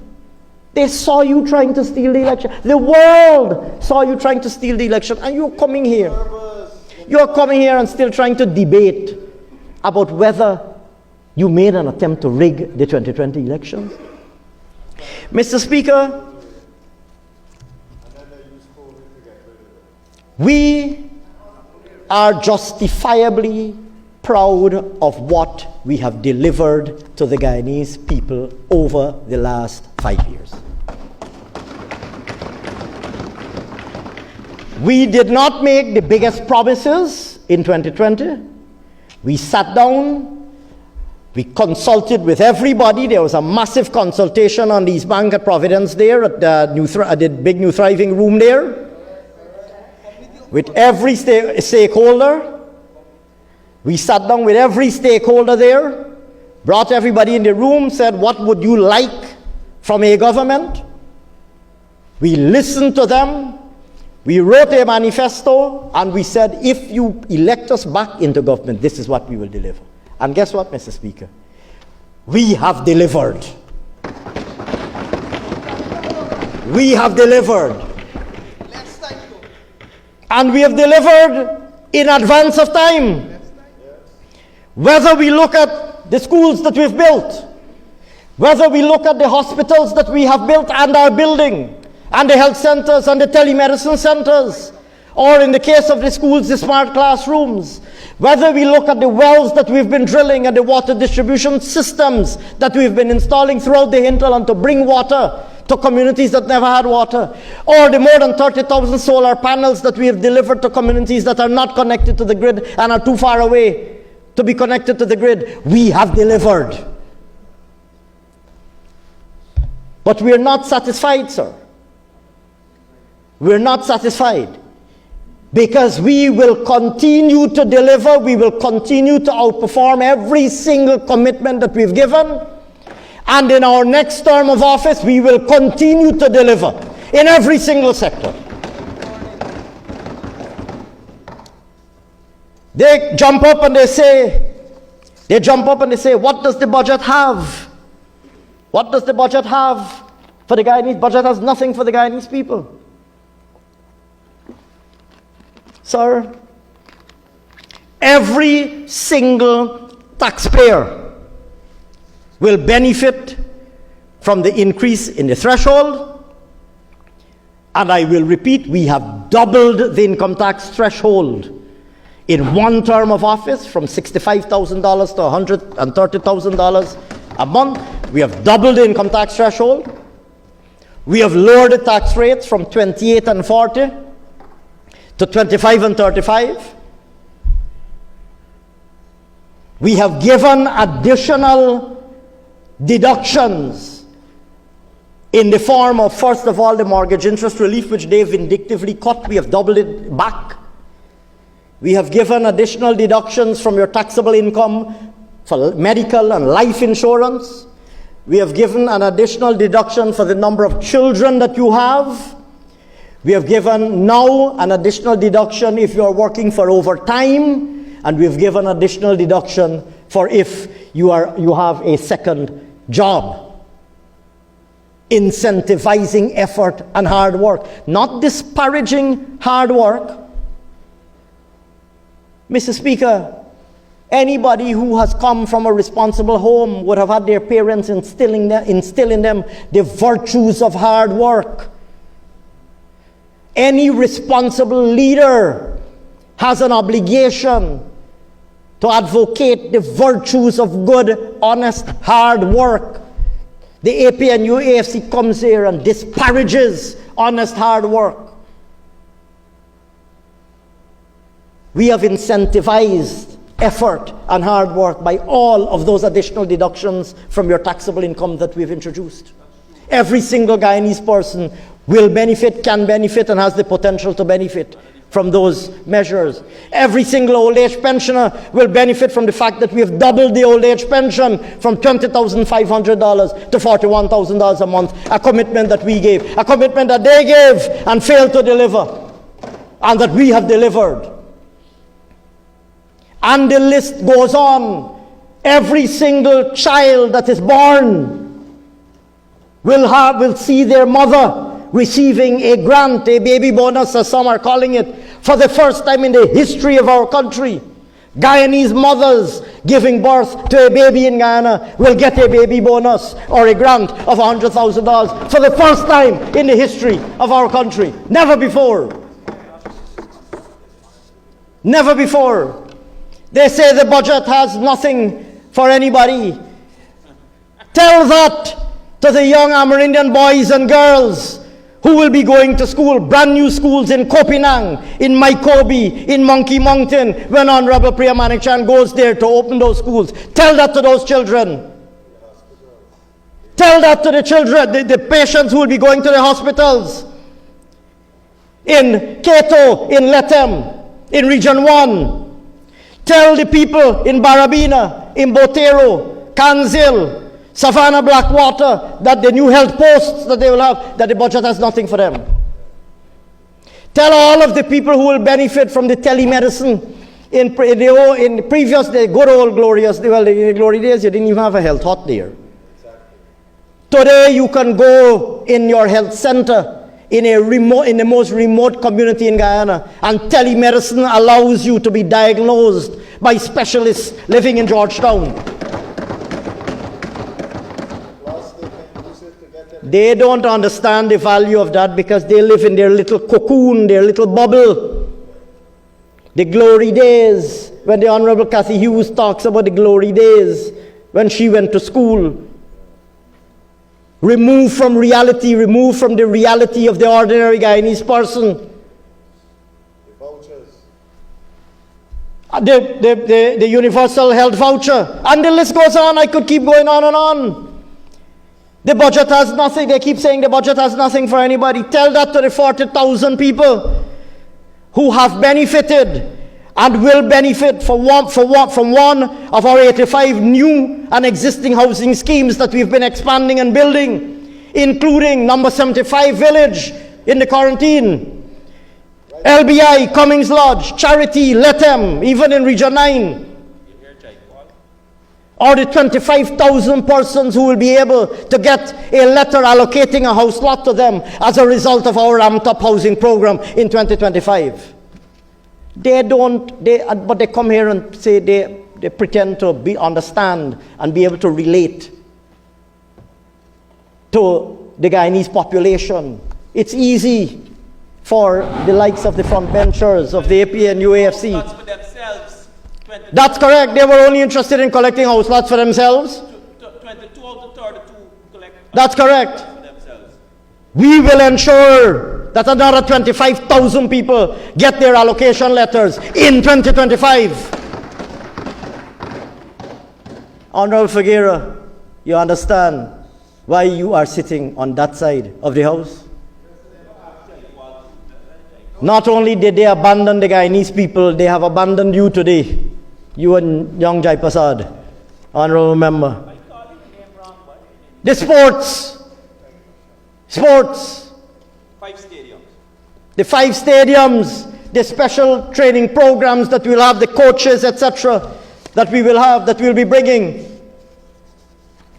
The hard surfaces that we'll be building for people to play basketball in every single community. School. The coaches that will be putting in those communities, they don't understand the value, sir, of those things. They don't understand. The multi-purpose centers that we're building, that young people will go and practice their sports and be able to achieve. Some will just get fit. Some will achieve competitive level. And who knows, some may even become international stars as a result of these investments that we're making. They don't understand, sir. They don't understand, sir, the AP and UAF, the value of those things. Because their speciality, Their speciality, sir, is in making grand and lofty promises. Big words, fancy sounding pseudo-intellectualism. They love that. Like the fiscal rule. Like the fiscal rule. They love this pseudo-intellectualism. They specialize in pseudo-intellectualism, sounding. You heard Mr. Norton with his big words and his all sorts of plan and policy and green paper, confusing people about green paper, white paper, plan. His solution for, you heard what his solution was? He announced so proud, we will update the national youth policy. Oh, wow. You talking to the young people of Guyana. You talking to the young people of Guyana and you telling them, I made a note of some of these things here, man. I'm sorry. Right? We will update the national youth policy. Sir, I don't know if I heard correctly. That was his job in the last government. He said, we will commission a study on the housing needs of the country. Well, it's true to form, though. That's true to form.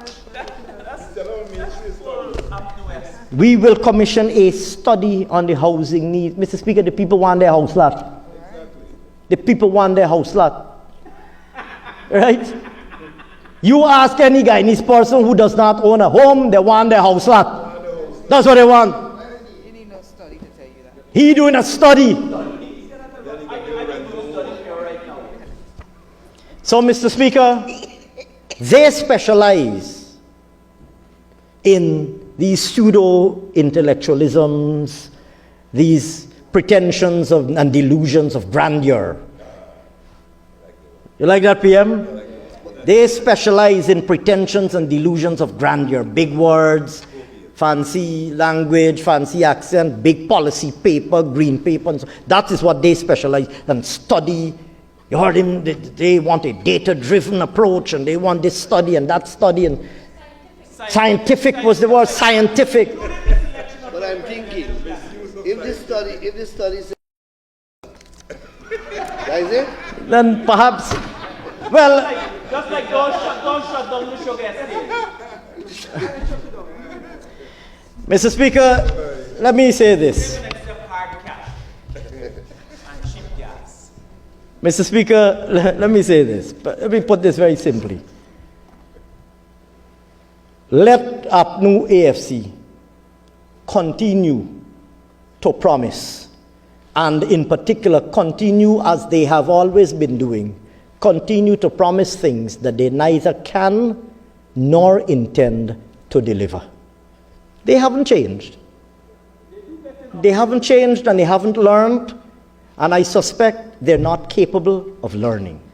Let them continue to promise things that they are neither capable of delivering, nor do they have any intention of delivering. They can continue. We in the People's Progressive Party will continue to deliver to the Guyanese people. And Budget 2025 represents this latest installment in our continued delivery to the Guyanese people. And we will continue to deliver. We will execute Budget 2025. We will win the election later in 2025. He can pump us out and puff up his chest and talk about next government, next government. Next government for APNU coming in 2 generations from now. We will deliver, we will execute, we will deliver Budget 2025. We will win the election later in 2025. And we will continue to and long beyond 2030. Long live the People's Progressive Party and its delivery to the Guyanese people. Long live Guyana. Long live the Guyanese people, my Guyanese brothers and sisters. Thank you very much, Mr. Speaker. Thank you very much, Mr. Speaker. And I have great pleasure, sir, once again, I have great pleasure in thanking all who contributed to this debate, including my colleagues on that side of the House, for once again, in particular my colleagues on this side of the House, for articulating as effectively as they did our program, and my our colleagues on that side of the House for displaying once again why they are on that side of the House in the opposition benches, and why that is precisely where they belong, and why that is where they will be remaining for a very, very long time to come. Thank you very much, Mr. Speaker.